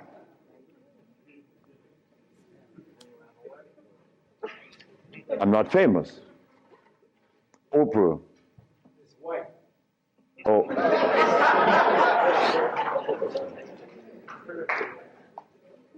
My book would be out in July. I know she's not going to advertise it, although she suffered embarrassment with 1 million broken pieces. But that's okay. We have to remember the blood and starch. So when you go home, you remember the blood and starch, because that prevents you from liking you, from loving yourself, because I was there. I was there. Did I want to blow my brains out once? Yes, I did. Well, why was that? I was stressed. I was eating blood and starch. But when the Mexican came and said I was wrong, I listened. And here I am, 42 years later. Do you see the benefits of this? A Mexican came to rescue me, to rescue you. So we cannot. But wait, the other part of it is Africa. There isn't an African country that I could go and practice herbology. But why did Bush, who all of us think, or most of us think the man is bad, how come I could practice herbology in the United States? You got power over him. That's why. I don't have any power. No, I don't. Because I don't even know what power is. I just know what's mine. That's all. I know what's mine and what's yours, what's ours. So what's ours, when the Supreme Court said, the FDA said, you are not supposed to sell these products. Exhibit A. The FDA said, what? That I'm not supposed to sell my products? Well, maybe the FDA knows the food that is consistent with the African cellular predisposition. Because when they removed us from Africa, they didn't bring our food with us. Maybe the FDA knows about these foods. Could you tell us, please, Mr. FDA? But when the FDA talks, we get scared. Scared of what? They're not God. You understand me? No, I don't have any power over nobody. I don't want that. If you know what I like to do, you will know I don't want any power. the brother in the back. Hepatitis C. Yes, sir. Mr. Charles Fisher. Who is Charles Fisher? He was the manager for 𝐥𝐤𝐤. That was my second case of hepatitis C. Yes. What is hepatitis C? The liver has been stressed beyond. Hepatitis C is nothing. Maria Elena from San Pedro had cancer of the liver. Her mother and her aunt bought the black dress to bury her. The doctor sent her home to die. Maria Elena's sister saw a newspaper with me in it. She said, hey, there's a nigger down there in Hutiapa that got a big mouth that says he could do a bunch of stuff. And she came. 2 years have gone by. Maria Elena is healthier than her sister. Yes. What is hepatitis C? It's when the liver has got so toxic and loaded with what? With poison. Blood and starch. So we clean it, clean the body. Because you have to clean the intestines. You have to clean the liver. You have to clean the blood. Because all of these has been affected. Yes, brother, we have cured many of hepatitis C. So what herbs would you use, doctor? It's not an herb. It's a therapy. Therapy? It's a therapy we have. Okay. I was sort of encouraged to, what's that, interferon. Interferon? Yeah, I was encouraged to be. Brother, interferon is something that's been on the set for 25 years. And I have been curing AIDS and sickle cell and lupus, herpes, blindness, and paralysis. Interferon doesn't do that. Interferon is a chemical that is derived from the penis of a brother. You know that, right? You know it. Yeah. That's not even right. Come on. The Bible says the herbs are for the healing of the nation. The Bible isn't saying about chemicals. Right? Okay. So now we could tell the world, yes, we object. Oh, one more thing. One more thing that's very important. Many of you have insurance companies, right? Insurances. And on that sheet, it says that they do not honor anyone that isn't an accredited physician. Meaning that you are compelled to go to see a physician to give you his chemicals. But now, they are telling you that they're God and that you have no other recourse. Well, let me tell you something.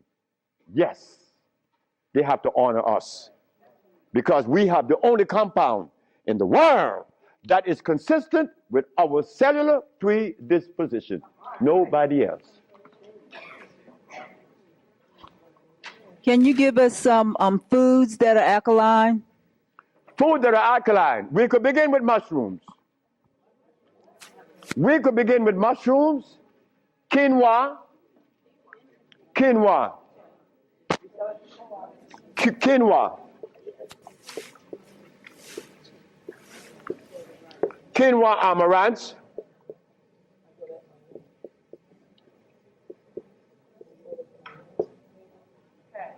mushrooms,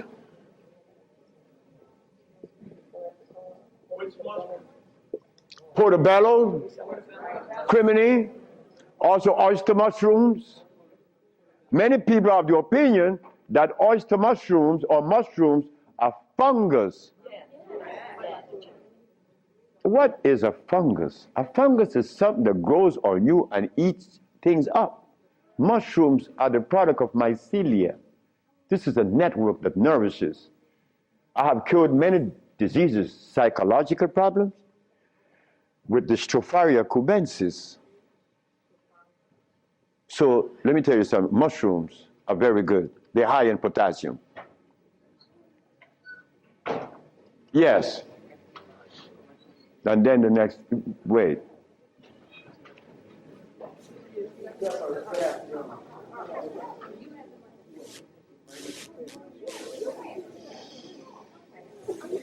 Okay, good afternoon. Good afternoon. Good afternoon, ma'am. I know blood and the starches, two of the things you said that we should get rid of. I'm working really hard. I've gotten rid of the blood. I'm having a hard time with the starch. I just needed an idea of some things too. To substitute. Yeah, substitute. Well, and one more question, water. I do the distill, but I hear a lot about, drink spring, drink distill, which I do the distill a lot. Okay. About the starches, you could eat quinoa or amaranth. And also spelt. You could buy the spelt pasta. Spelt. You could buy spelt. I eat a lot of spelt. And you know something? I learned something lately, like I'm learning something every day. Because I don't know everything. I don't want to know everything. And it's impossible for me to know everything. But I learned this. That when you combine spelt flour, quinoa, and amaranth together, just the pure powder, the flour, and you want to bake something, if you just add the almond milk and the sea salt and the other ingredients, such as you could add a little bit of what? Agave is good. That's very good. But now, if you want this flour to rise up and be fluffy, who said sea moss? You did. You cook the sea moss to a jelly. And you take about 2 tablespoons and you put that cooked sea moss in the batter along with the almond milk and the rest of the ingredient, and that stuff becomes fluffy. I said, this is a natural yeast. And someone hit me to that, which was Gary, right? Gary Ricketts worked with me for many years, and he still works with me. And he put that together. He made a waffle. Oh my God! I used to go to Gary's house Sunday morning just to eat his waffle. But his waffle was sweet because he used to put the maple syrup in it, in the batter. And then he make the waffle. You didn't have to put any maple syrup on it after that. It was delicious. And in the morning, okay, just let me go quick through all. Peace, Dr. Sebi. I wanted to know if you accept the practicums, internships. What's that? Internships, like practicums to come and learn, or like him from Honduras and Honduras? You come from Honduras? No, I want to practice. I want to know if I could have an internship. Oh, if you want to. I know you say black woman is key. So Oh, as a student? Yes. Well, that is what we're working on now, because the woman took over the whole thing. My daughters and the women that associated with them, and they were like many more sisters to join in, because I'm out of here. I want to go sit down by the river and smoke my dope. Well, can I get your information? What's that? Can I get your information? So wait, the sisters, give her your number, because she's the one that's in charge of that, and I'm quite sure that she's going to consider you. Okay. Wait, the brother is deciding. Hi. Thank you for coming. Yes. My name is Justine, and what I want to know is, how do you get rid of fear? How to get rid of fear? Yes, fear. There ain't a nigger in the world as scared as me. And you want me to tell you how to get rid of fear. Well, you know something about fear? Fear.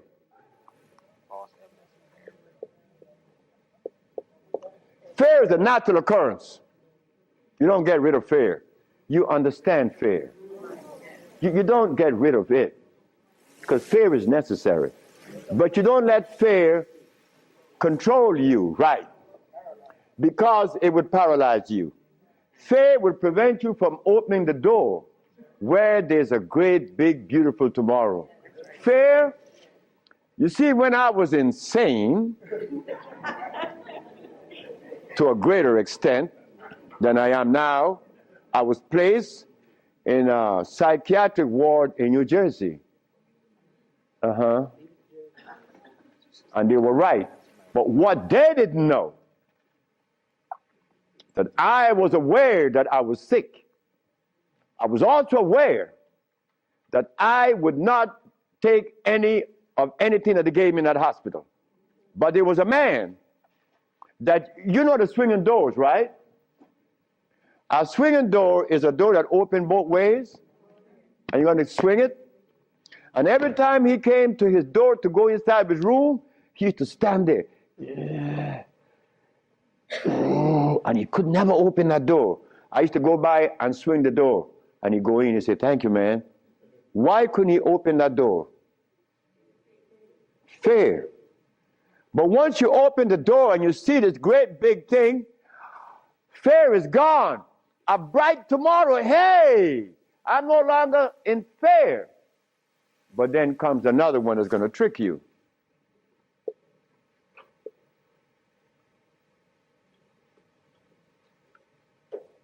Oh, that surety is E?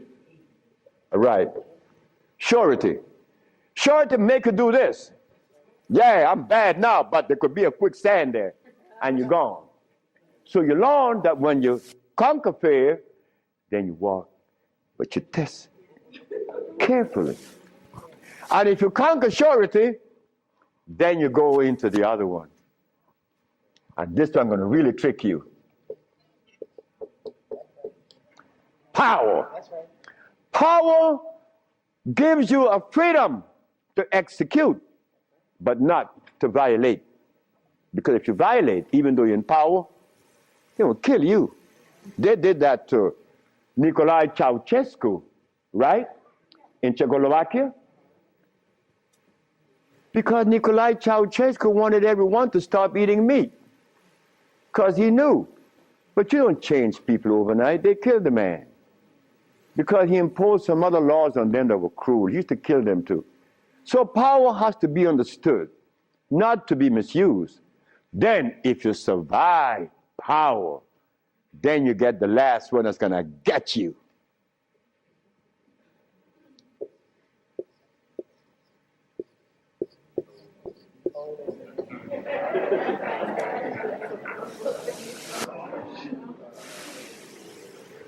So you see, it's all about peace. I'm happy that I'm 73 years of age and that I'm happy, but I have to thank the Mexican. But when I go around my brother 73, are you all right? I say, Marcel, that's the only one alive now. My age. I say, you asking me if I'm all right? No, man, I'm not all right. He's coughing. He got these back pains and stuff. And I say, you could do better than that, because you're only 72. I'm a year older than him. But he can't see beyond where he's at. And I shouldn't expect for him to make such a leap, because I didn't do it that way either. Because even after the Mexican had stopped me from eating the stuff, I went back cheating with some chicken. And one day I went by Brother Bill Stenner's, the Golden Bird. You all know the Golden Bird in LA, right? You remember that? And I bought some Golden Bird chicken. I ran home, and I look out the window, nobody's coming. and take it outside and spray the house, because they had these 4 black women. They were nosy. These black women were nosy. They always come up, what you have in your, open the refrigerator, looking all around. They must have seen something in me. But these 4 black women were the one that stopped me from lying. Stop eating that chicken, the last thing. But here I am. And I'm happy to say that here I am. Because I want all my brothers to say, here I am, at 80 or 90. Because the man that healed me was 94, and he had 2 wives in Mexico. He was healthy, wore no glasses, and he was always laughing. He said, look, before you leave, remember this. Never you socialize with people that are serious. Serious people are sick. Because there's no reason to be serious. Because I cure AIDS and diabetes, I've proven that. And I'm not serious. I'm your brother. I want to play with you. I play with my wife all the time. I don't have no time to this other stuff. If this other stuff comes in, then something is wrong. Next question. Hi, Dr. Sebi. My question is, as a woman, how do you cure high blood pressure and rapid hair loss? High blood pressure and what? Rapid hair loss. Rapid hair loss? Hair. Or hair? Hair loss. High blood pressure. High blood pressure is easy. Just stop eating. Where we have the product to remove the pressure immediately. People go down to Honduras, and in less than 3 days, the pressure's down. The man just came from 𝐦𝐸𝐬𝐬. That's right, 𝐦𝐸𝐸𝐬𝐬. Grand 𝐦𝐸𝐸𝐬𝐬. He came down with high blood pressure, diabetes, and impotent. A young brother, 52. 3 days later, man, my pressure is down. Dr. Sebi, my pressure is down. I say, yes, I know that. What's the problem there? Why are you so amazed? 5 days later, my sugar is gone. I don't have no more sugar. And then on the 10th day, he come with his girlfriend telling me. I like to see that. Because I was impotent. And this old folks in Honduras was telling me to drink eggs and wine and meat, cheese, butter. And the Mexican say, you're crazy.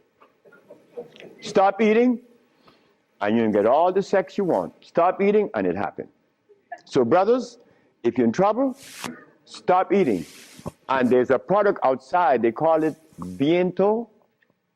Brother, I don't care how much in deficit you are, you will be out in less than 24 hours. I know. I have to be abreast with that because my wife is 20 years younger than me. I can't allow this woman to get ahead of me. You understand? And she looks good and she's youthful. So I have to maintain energy. And I want all of you brothers to understand that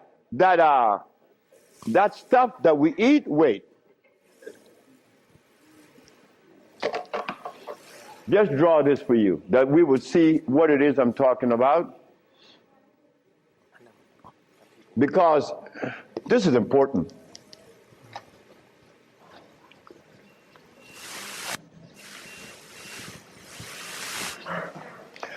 I recorded a man from the age of 15.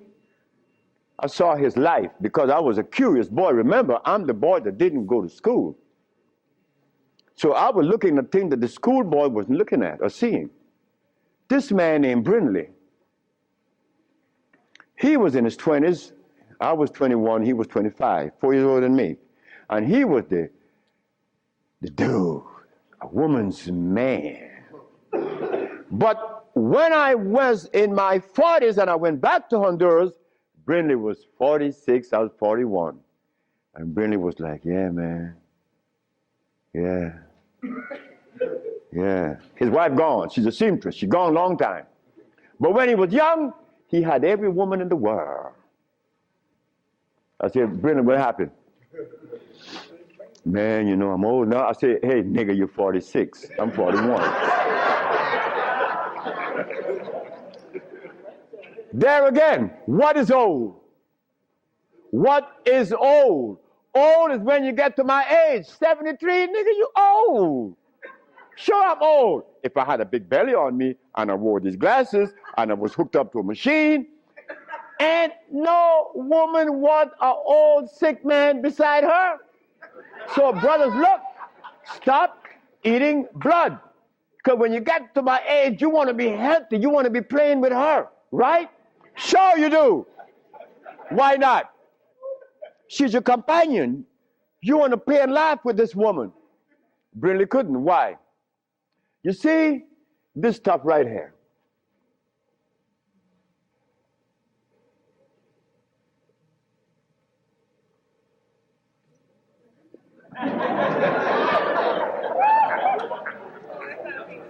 This is what a man plays his manhoodness with, his penis. Yeah, I'm a man. But in here,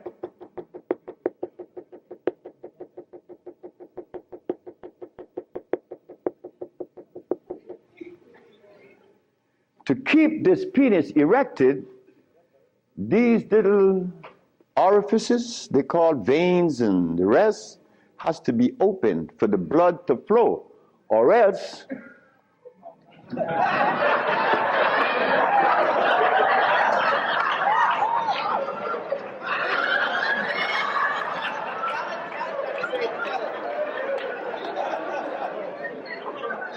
you think I can't talk about it? I was 30 years of age. That was happening to me. And the last person that saw that was a woman named Audrey Williams. She said, what's wrong with you? I said, I don't know. She said, you're sick. You better see a doctor because you're too young. You're 30 years of age. And I did. And it happened. But I had to stop eating. On the first, second, third, fourth, fifth, sixth, seventh day, I was happy. On the 8th, 9th, 10th, 11th, 12th, 13th, 14th, I was going and holding on to the bathroom. Everything was spinning around. Why? Because all of the mucus that was leaving my brain, my eyes was very foggy. I couldn't see. I was already wearing glasses, but now it's worse. But on the 17th, 18th, 19th, on the 17th day I woke up, I was looking at the ceiling, and I remember feeling so calm, a feeling that I had not experienced in many, many, many years. I was calm. On the 27th day, I didn't hear the wheezing in my chest from the asthma. My diabetes, I couldn't find glucose in my sugar. But on the 57th day of fasting, of not eating anything, I had an erection. Why? Why? Aha! They drain out. It drained out because I was taking these herbs and drinking water. Taking these herbs and juice and drinking water. And the body got a chance to do what? Cleanse itself.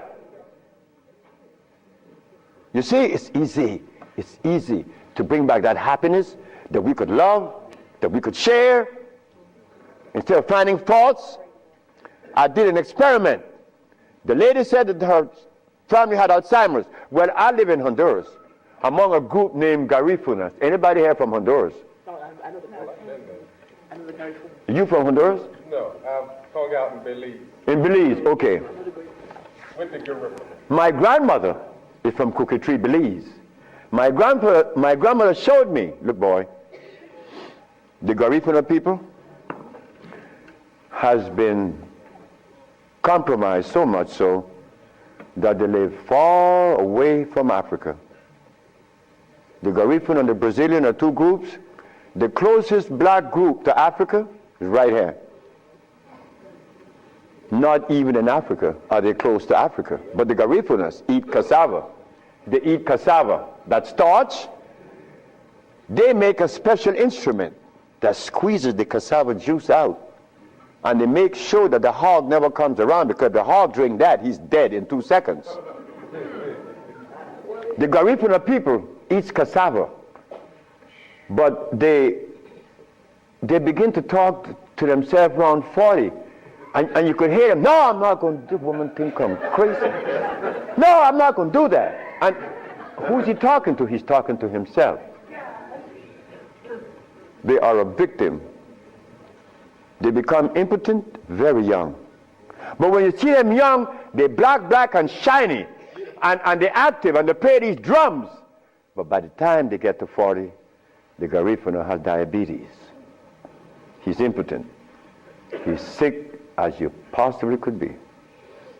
But nobody lives to tell the story, like my wife always say. Next. Dr. Sebi, can we just take a break real quick? A break? Yeah, we have to change the tapes. A break, he says. We just begin this stuff. And then we can come back. That's okay, change the tape. Distilled water has a pH of 7. It's neither alkali nor acid. So it will hurt you. So water has to be what? Spring.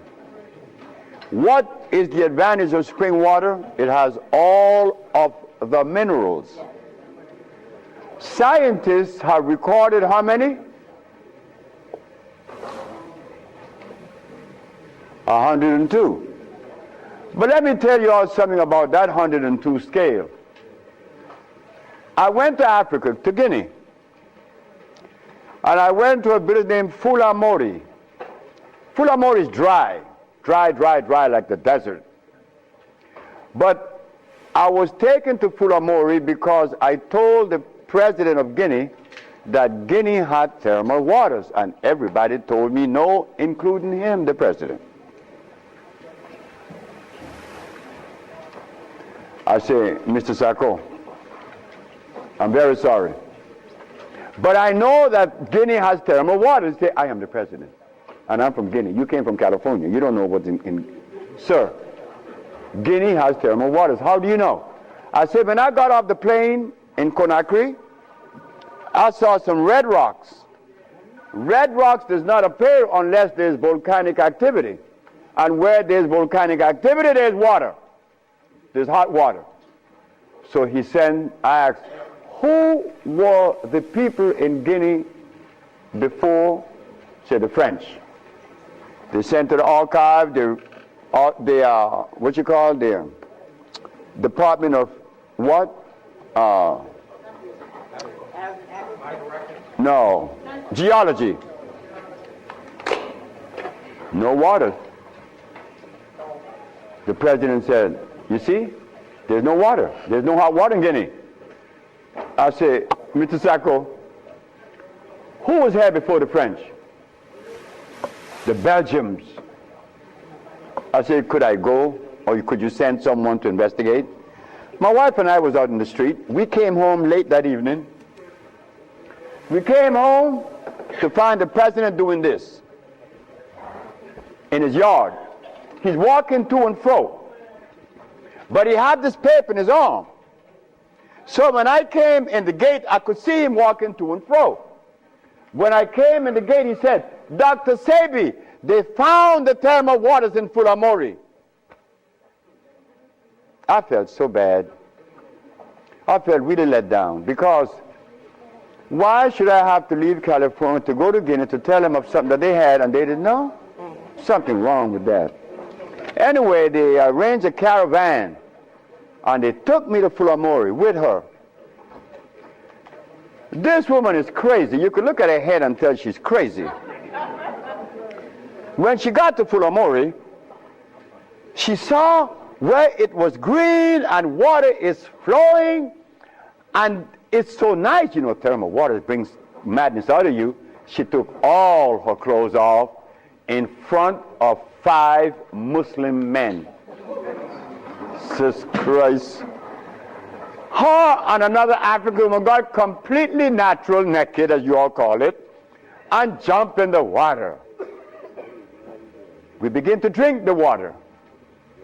When I took the cup and started drinking the water, Dr. Fadiga, Dr. Diaby, and Dr. Camara, these are doctors from Guinea, very humble brothers. They screamed out, "Dr. Sebi, what are you doing?" I said, "I'm drinking water."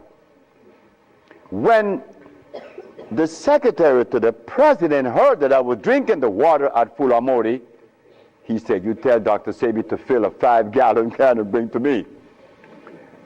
Nobody would go around that water. This is in Fulamori. Listen carefully. Fulamori.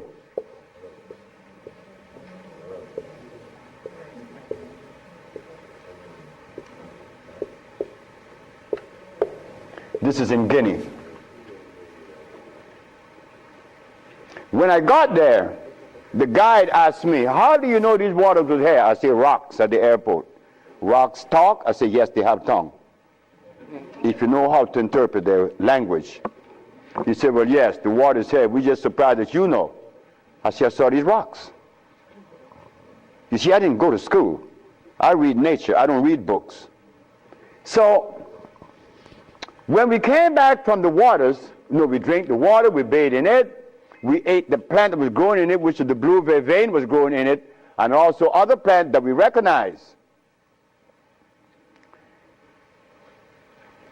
Did you know that in the reports that the Belgian people had made on these waters at Fulamori, they stated that the waters in Fulamori had these very strange mineral that was unrecorded. This is why the people in Guinea, when they go around Fulamori, by where the thermal water's at, the water would give off these fires, flame at night. Well, sure, they're loaded with electricity. When I start drinking it, then everybody want to drink. But prior to that, nobody went there, not even close, because there is nobody in the world that is as spooky as an African. An African believes in ghosts. He believes in voodoo. He believes in witchcraft. He believes in all the nonsense that doesn't help. But they eat cassava. They call it gari in Nigeria. So, an old man came to Matun and said, "Matun, my grandfather told me that one day a man would come to Guinea and teach them the use of these waters. And your husband, Dr. Sebi, we suspect is that person. So you will be back." Listen carefully. In Fulamori, they have to dig down in a well to get water, but well water is dangerous because it has too much calcium in it. It would clog your kidneys. Your kidneys become a filter instead of the soil. You have to drink water on top of the soil. Nature have filtered it, now you drink it. But if you go down, it's dangerous. But here in Fulamori, just 8 kilometers out of the village, there is these waters. And there's plenty of it, but they're scared. They're full of fear. So when the president saw that I knew something about thermal waters, and he saw this,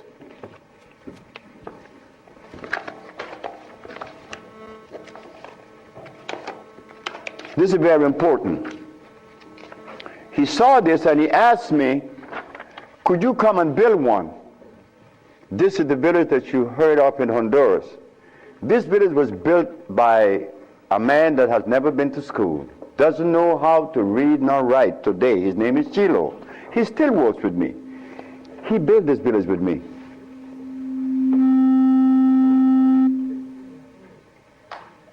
When the president saw this, he said, could you build a healing village like this in Guinea? I said, yes. He said, well, you have all the land and you have all the thermal waters. But I haven't been able to go back because I had to repair this. This was damaged. I had to change the roof and the ceilings, new bathrooms. I had to sidewalks because you American brothers and sisters, you all are used to a certain level of convenience. And I didn't want to take into the jungle where there's scorpions and, you know, all that kind of stuff. So I provided you with an environment that would be, you know, pleasing. So yes, waters are important. Africa has a lot of thermal waters, but they don't drink it because they're scared. But water has to be natural. It has to be consumed the way nature afforded to you. Distilled water has the intervention of a man. You know, like a church. You can't go to heaven unless you go through a preacher. And you have to pay him some money. Because God needs money. You see, God is not satisfied unless you give up some coins. Next question. Next question. Yes, good day, Mr. and Mrs. 𝐦𝐨𝐫𝐞. My question is, I know a young gentleman, he's 21 years of age. He was stricken at the first of the year with GBS, Guillain-Barré syndrome. It's a peripheral nervous disorder. Would you elaborate on that for me, please, and let me know what herbal remedies that I can suggest to give him? It's a compound. It's a therapy. Everything I have needs a therapy to address it properly. You said it's a central nerve condition. Again, but the central nerve system doesn't go out by itself. Okay. There is something wrong in his intestines. Because when I was growing with this herbal journey, Yes. I thought that making a substance for the central nerve system was all I needed to do. But then one night, the wife asked me, well, hey, like, if the nerves are bad, we have to think about what caused the nerve to go bad. And I found it was right in the intestines. We have to flush something that's in the intestines. We have to repair the damage down to the brain. But you have to see her. It's not an herb. It's a therapeutical package and treatment. Thank you.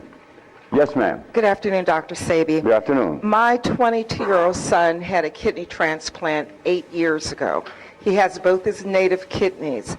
He's on nearly a dozen different medications he takes twice a day, anti-rejection drugs, etc.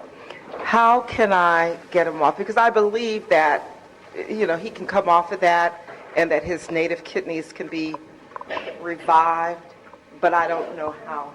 Why did he remove his kidneys?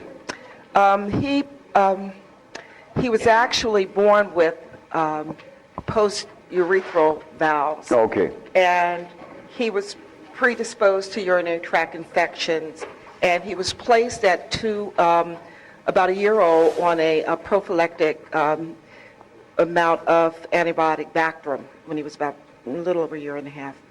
And when he was 8 years old, the doctor said that he's doing great. He was at his proper growth, etc. And they took him off without doing the prerequisite tests to determine that he still had reflux. So when they took him off of the medicine, he went into a coma because he became septic. And he got very ill. He was in the hospital And for that's about where he is 2 or now? 3 months. Excuse me? He's still septic. No, he doesn't have sepsis anymore. But he's in the hospital? No, he's 21 years old He's now. home. Yeah. This occurred years ago. Years ago. About 8 years ago. And where is he now? The state that he's in. What state is he in now? What is occurring? He hasn't had any kind of infection or hospitalization in over 5 years. And he's been on a pretty healthy diet, but, you know, as I saw today, I'm giving him too many acidic foods because I do give him carrot juice. So what I need to know, well, first of all, to answer your question, he hasn't had a hospitalization or an infection in over 5 years. That's good. Yeah. So you want from me? I want to know how he can come off of all these medicines. Okay, good. Because they're supposed to keep his body from rejecting the kidney. Yes, I understand. And he got one of his father's kidneys, so he's a really good, he's got a good match for a kidney, but, you know. See the young lady and give her your name. Okay, I have your number, so. That's it. We'll deal with that. Thank you. Yes, ma'am. Great to see you. Optimal diet, raw versus cooked food. Raw versus cooked food. I'd rather cook food. Why? Good. I'd rather cook food because, you see, we have the impression that raw foods are better than cooked foods. Well, that depends from the perspective. That depends on a whole lot of things, because raw foods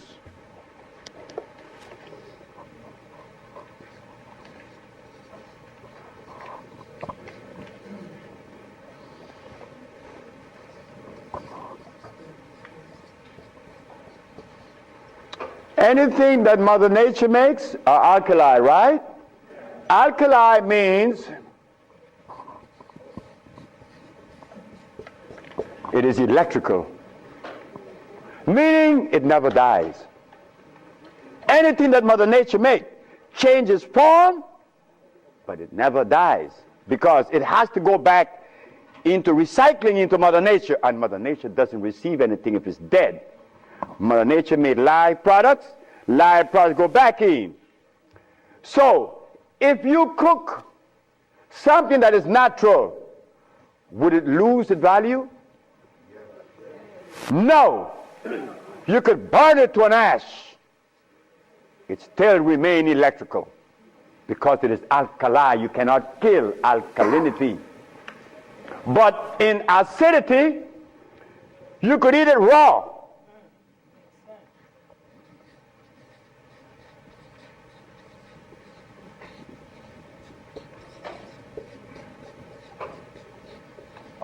What are those two?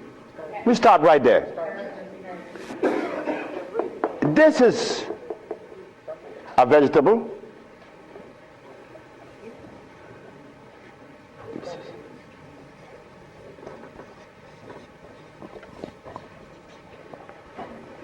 You could take this root. This is a root here. Carrots is a tubular. You could eat it raw. It's going to poison you. You could take the burdock and cook it. It's going to nourish you, because it is alkali, it's natural, it's electrical. This is acid. Whether you cook it or not, it's dangerous. So what difference does it make if you eat raw or cook? My tonic that I cook to cure leukemia cures leukemia. It's cooked, iron. So what happens? People are being cured and all my products are cooked. And those who eat raw food still have problems because they eat unnatural raw foods, not natural cook. You see it now? If it's natural, you could cook it, or raw, it's going to nourish you. But if it's unnatural, if you eat it raw or cooked, it's going to hurt you. So it doesn't matter, providing what you eat natural. Providing what you eat if it is natural. Good afternoon.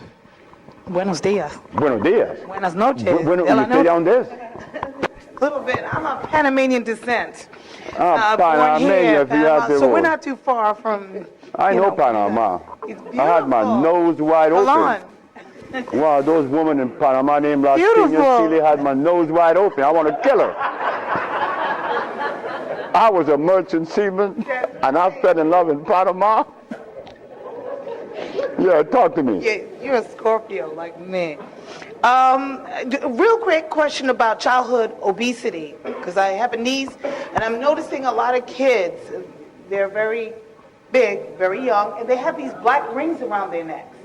So I just wanted to know, is there any kind of concoction you have with the herbs that we can utilize to help our kids in need? Because they're getting big, they're getting bigger.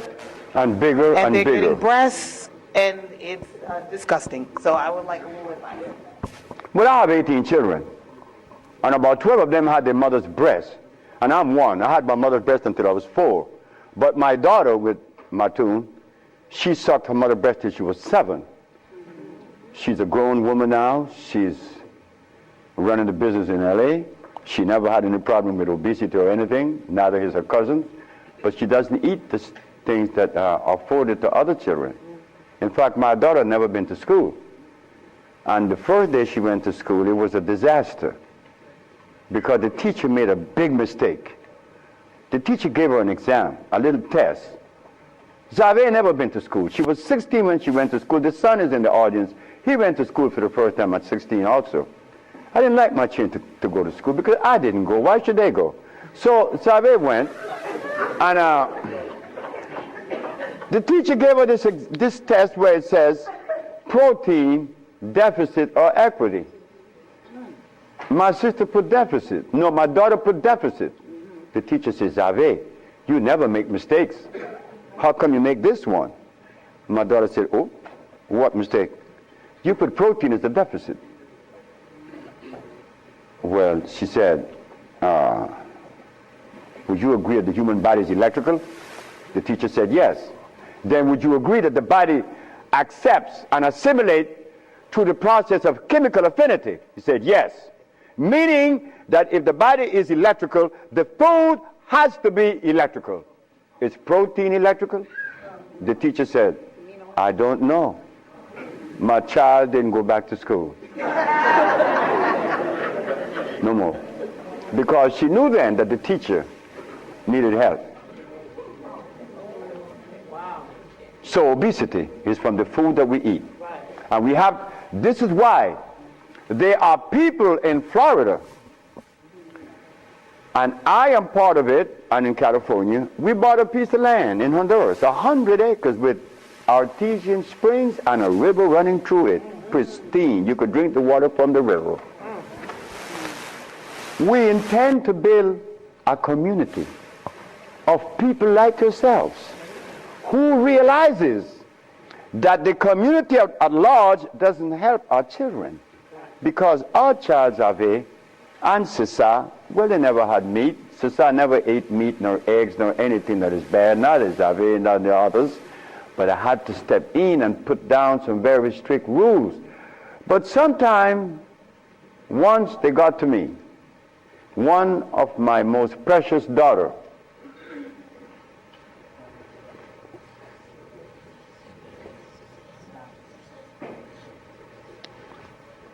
this little girl was 4 years of age, and the neighbors said something to me that caused me to go into a state of revulsion. And I began to use some foul language because I was very angry. See, look, I'm a Sagittarius. My line is very thin. You scratch too deep, you can get violence. So, Usha used to go next door. And this neighbor used to give my child chicken. She had no respect for what I was doing in my house. And this is something that I see among us to the curse. And we said, Usha, I lost her. Usha was the only daughter that found a need to call me an SOB. But I understood that because I still love my daughter. But I know the effect of meat on your brain, blood. So obesity begins at home. But the mother's not to be blamed. We cannot blame anyone for anything. We all are in this pot, right? Taken away from Africa to America. Now we don't know what's going on. We don't know anything. And we make mistakes without knowing it. So we have to stop. Yes, it begins at home. There's a book written by a brother named Ron Seaborn, the Children Health Food Book. Anyone here ever heard about the book? The Children Health Food Book. So one day, I was lecturing in LA, and I had the book in front of me. And the little girl saw it. And they said, Dr. Sebi, could you give us this book? I asked the parents, could you want me to give the book to you? Yes, here's the book. They took it home. They read the book. The book made so much sense that when the daddy came home and the mother from work that Monday, the refrigerator was clean. Those 3 little girls took everything out the freezer because it shows in progression what occurs around 60. You know, when you eat the stuff and Oh, wait. Oh, yeah, talk to me now. They have to have a machine on their eyes. So the little girl saw that. The result of the blood and the starch, when you get to 50 and 60 and 70, oh my God, at 73, you're in trouble. So they took everything out of the refrigerator. The mother and the father called me and said, you see what you did? You caused my daughters to die. But 3 months later, they came back and thanked me. Sisters and brothers, we need help. Quick. Stop eating the garbage. Stop it. Anyone that offers you protein, carrots, tofu, you question their sanity. They're trying to poison you because they have been compromised, so they want to drag you down there with them. You tell them, you're crazy. Thank you. Good evening, Dr. Sebi. My question is... Ron Seaborn, right. Talk to me. My question is, your philosophy of cleansing and healing is based on the biochemistry of Africans. Is the philosophy universal, or does it need to be adjusted to work for other ethnic groups? I have no philosophy. I never attach myself to a philosophy. In fact, I don't even afford myself to go that way, because philosophy and reality could be two different things, right? So I have no philosophy. Like I have no religion. Like I have nothing. I only have me. Okay. In the me, I knew that at some point the Caucasian and the rest of the world wasn't eating what they're eating now. And I also know that the minerals in the soil address every race, not only black. But the blacks have something in common. No, the blacks have something that is unique. Unlike any other race in the world, we have a high concentration of carbon. And because we have that high concentration of carbon, there is a mineral that's been lacking to support this high carbon level. Iron. So when I put the compounds together, I made sure that the black race would receive a high amount of concentrated iron. That's the only way I'm able to cure you.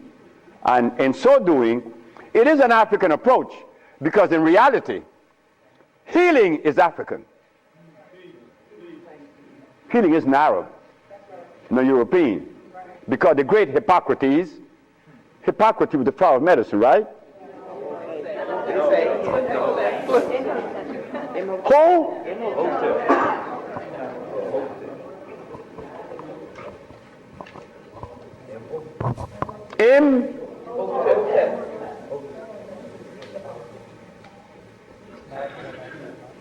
Imhotep. That was an African man? Yes. No, that was not an African man.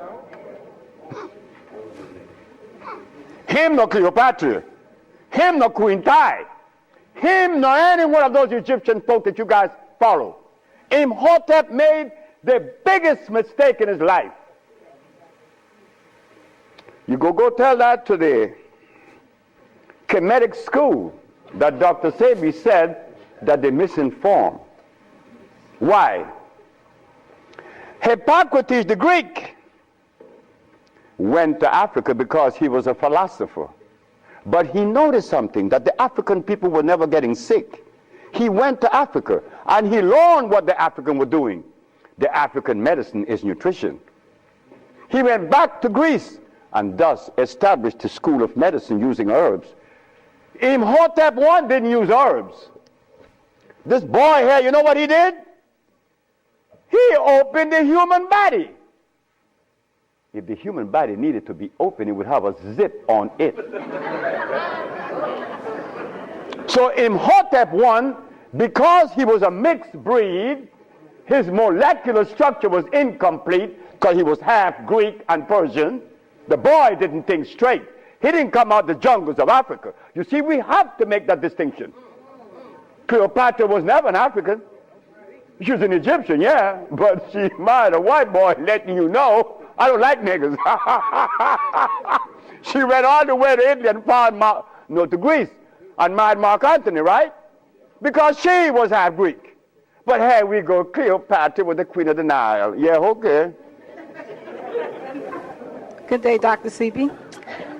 Just over a year ago, I began to have symptoms, hair loss, skin, dark marks on my skin, a lot of arthritic symptoms, and in September, I was diagnosed with lupus. The doctor I was seeing just kept telling me, take Advil for the pain. So I changed doctors and I began to see a herbalist.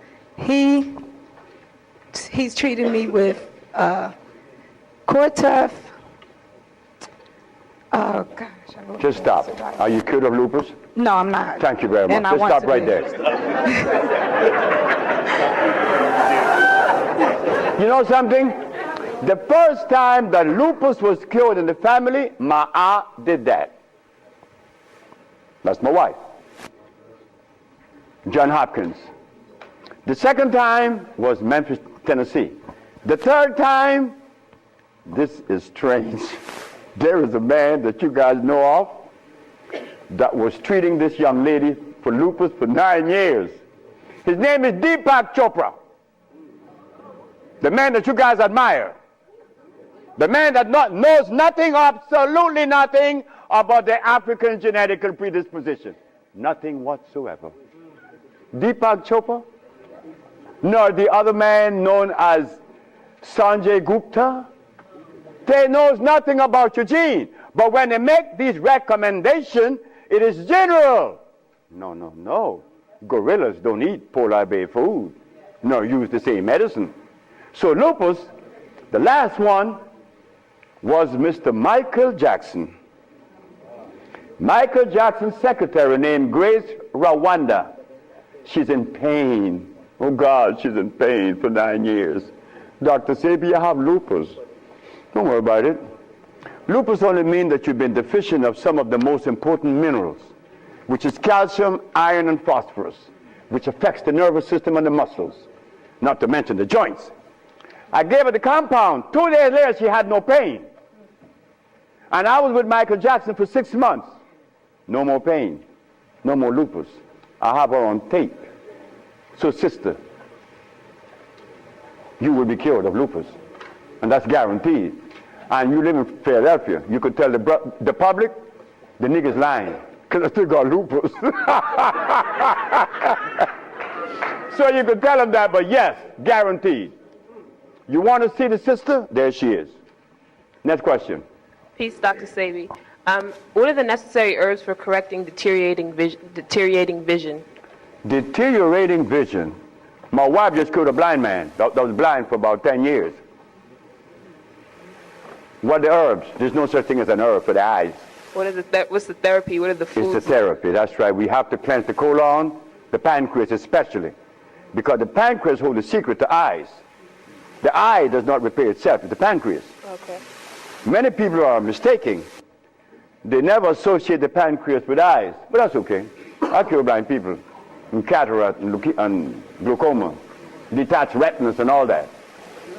So what cleanses the pancreas and the colon? What foods should I look towards? No, what we are going to give you is a therapeutic treatment and a dietary consideration, which she will give you that. Oh, thank you. Thank you very much. But yes, there is hope for you. Yes, my brother. Thank you for the lecture in the men's room. Thank you for coming. Thank all of you for coming. What I like to, can you give the vast benefits of the use of Maya? I'm one that takes Maya. The Maya? Yes. The Maya is a product that I put together many years ago because I noticed something. Oh, I'm glad he asked the question. Sickle cell anemia. Sickle cell anemia is a disease acquired because the person is iron deficient. But why not? When they remove us from Africa, name one food that they gave us on this side of the world that has iron. Name one. Which one? Molasses? That comes from cane. That's acid. Come on, name another one. Who? Oat what? This sister said oatmeal have iron, and oatmeal is from oats, which is artificial, which is starch. Another one. Who?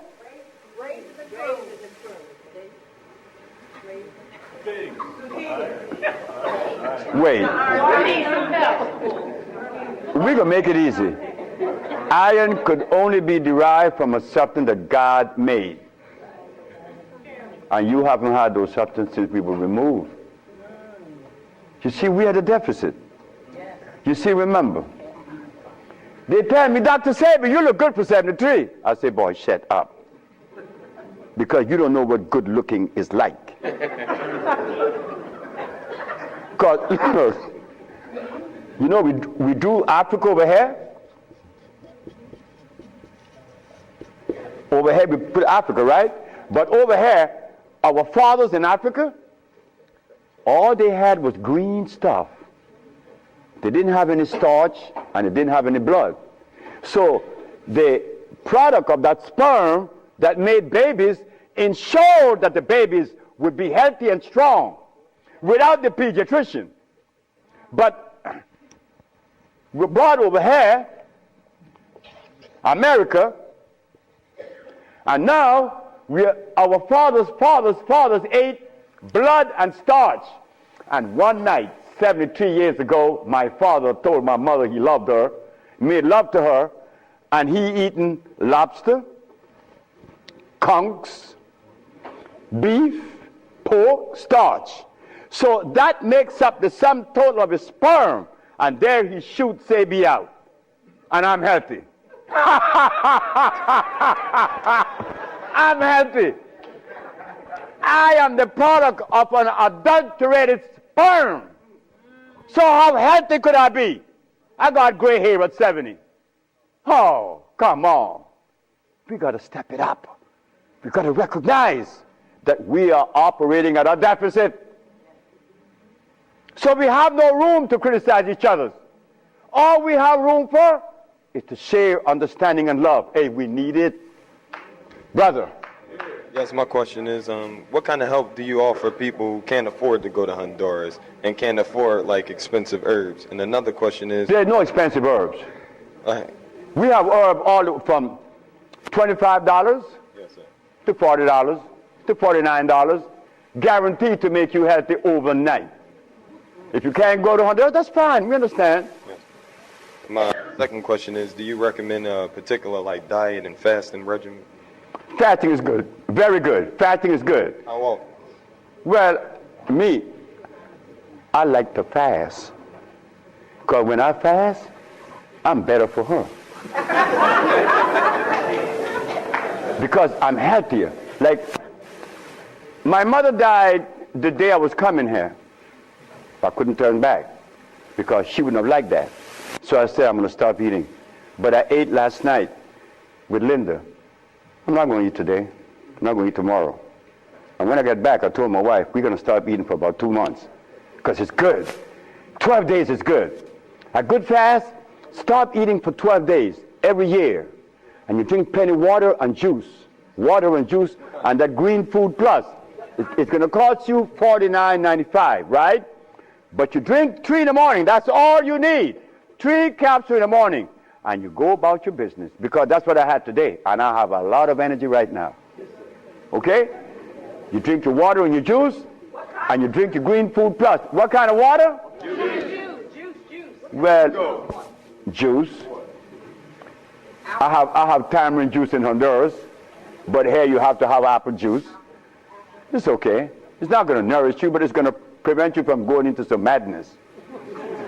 So yes, Lisa Left Eye Lopez. Lisa Nicole Lopez. When I met Lisa,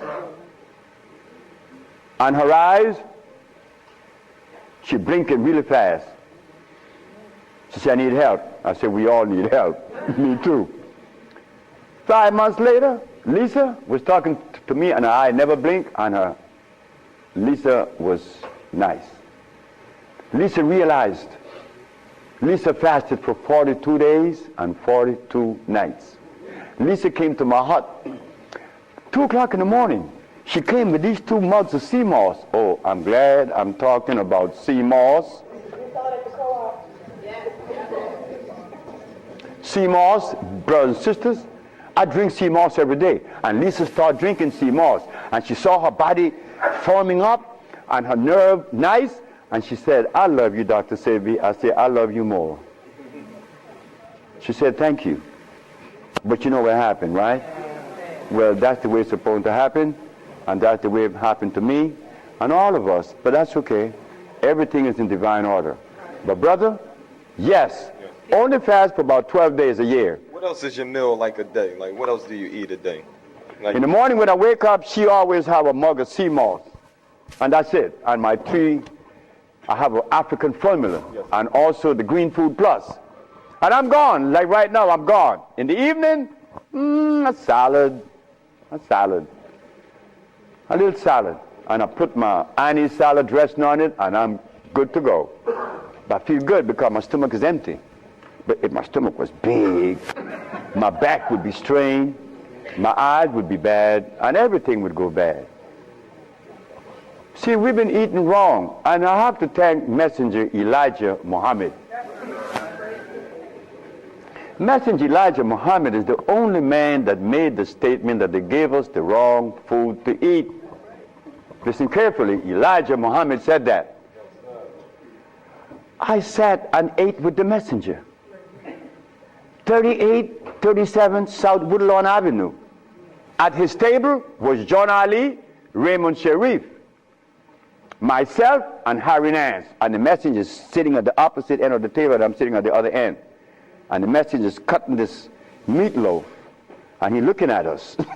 And he said, I want you all to know that the last thing need to go in your mouth is this. And I hope that all of you will leave it soon one day. But when I go to Chicago, or when I go to Detroit, they got all this stuff.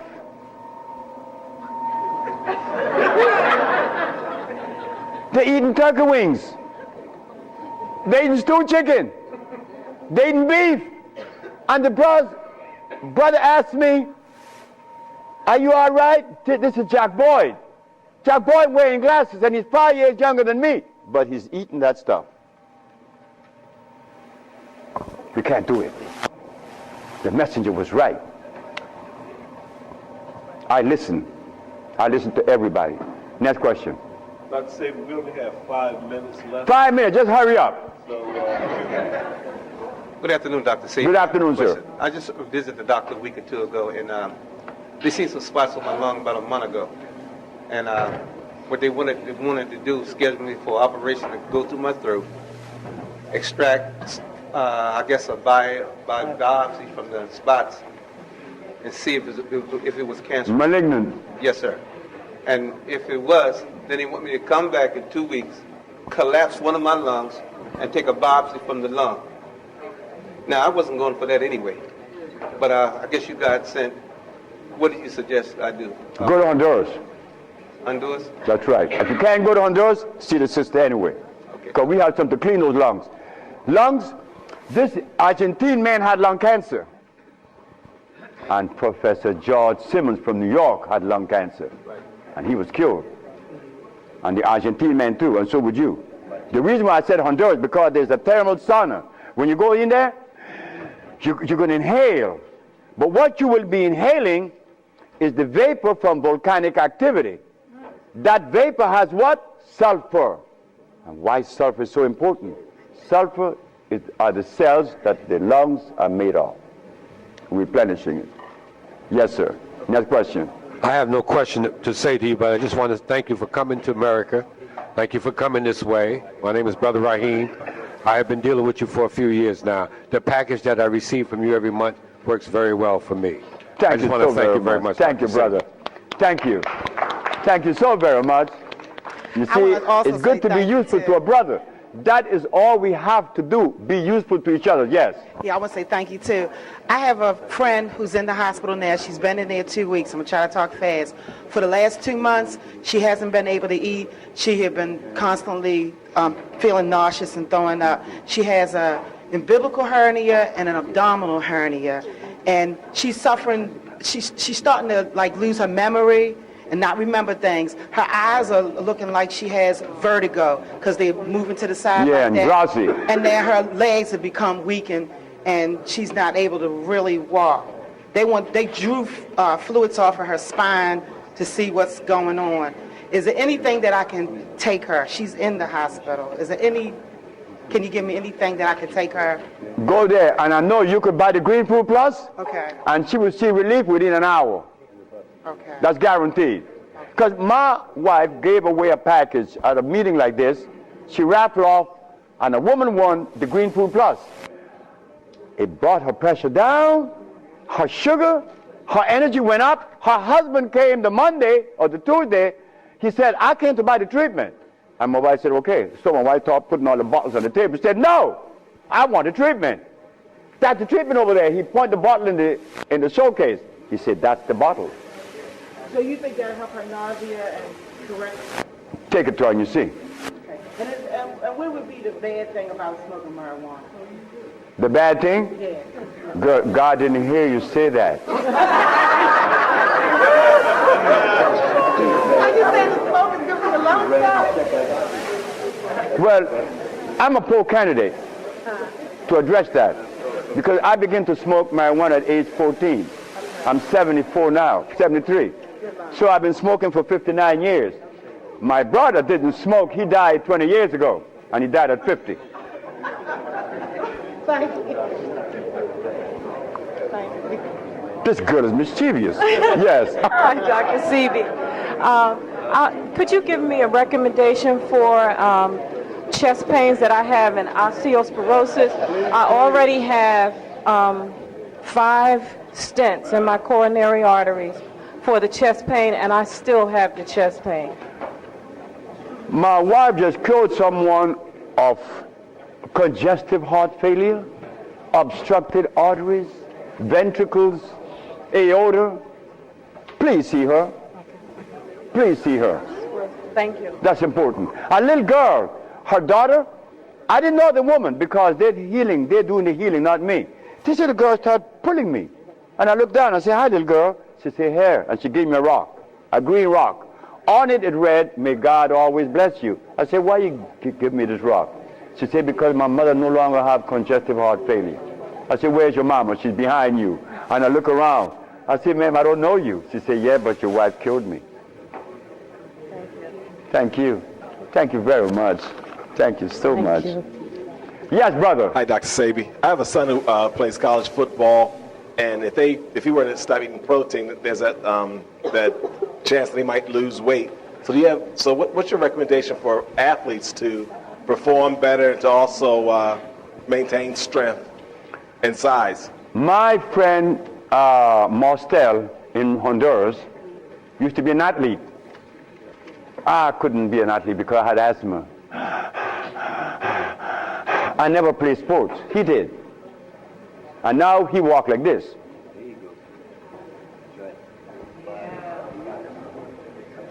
So weight has nothing to do with strength. Strength doesn't come from your muscles. It comes from your brain.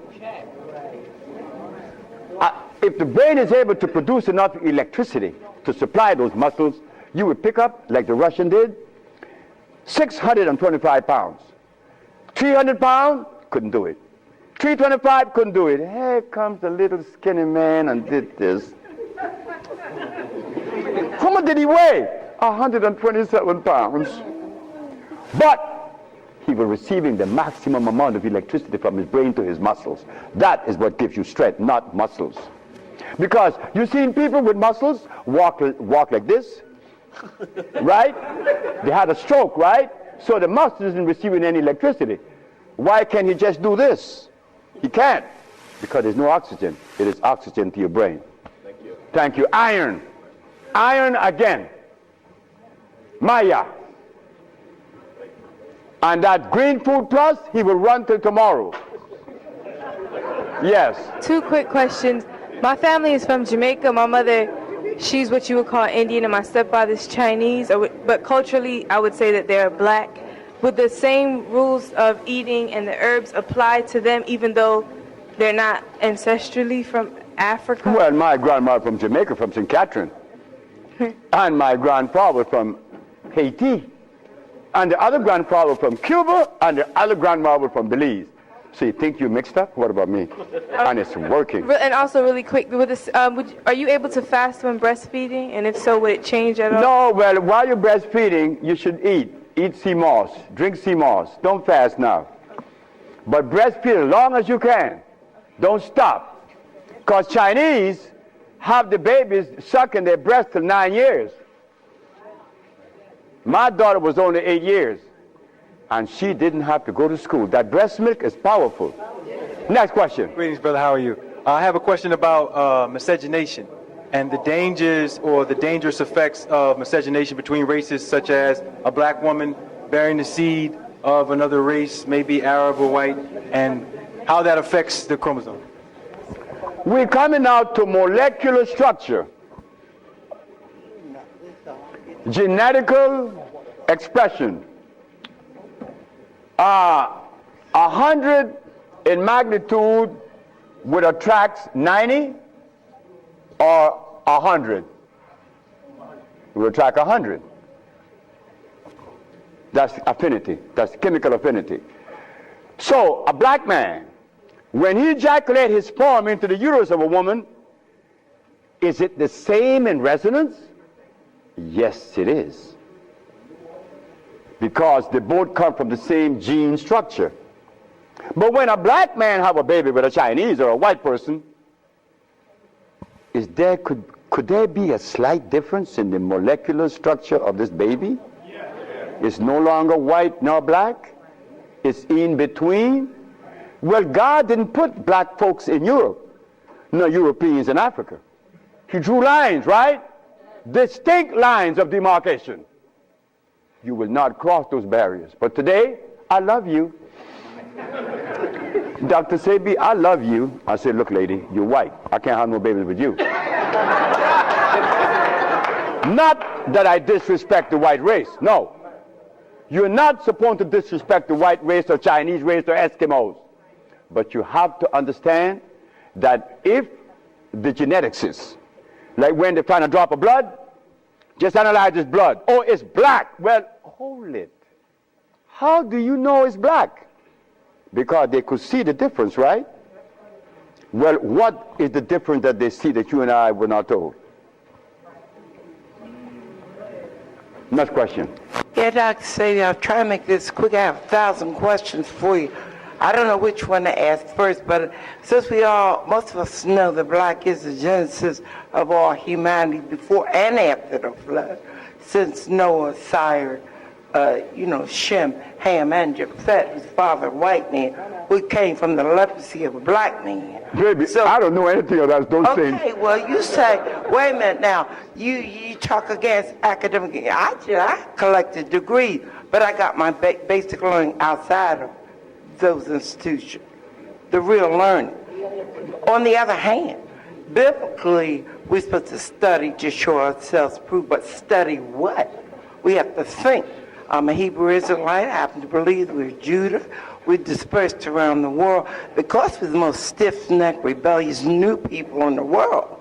We were given guidelines, and we were given a diet in Leviticus, and it includes chewing the cud and splitting the hoof. So a little meat ain't gonna kill you, or the Creator's wrong.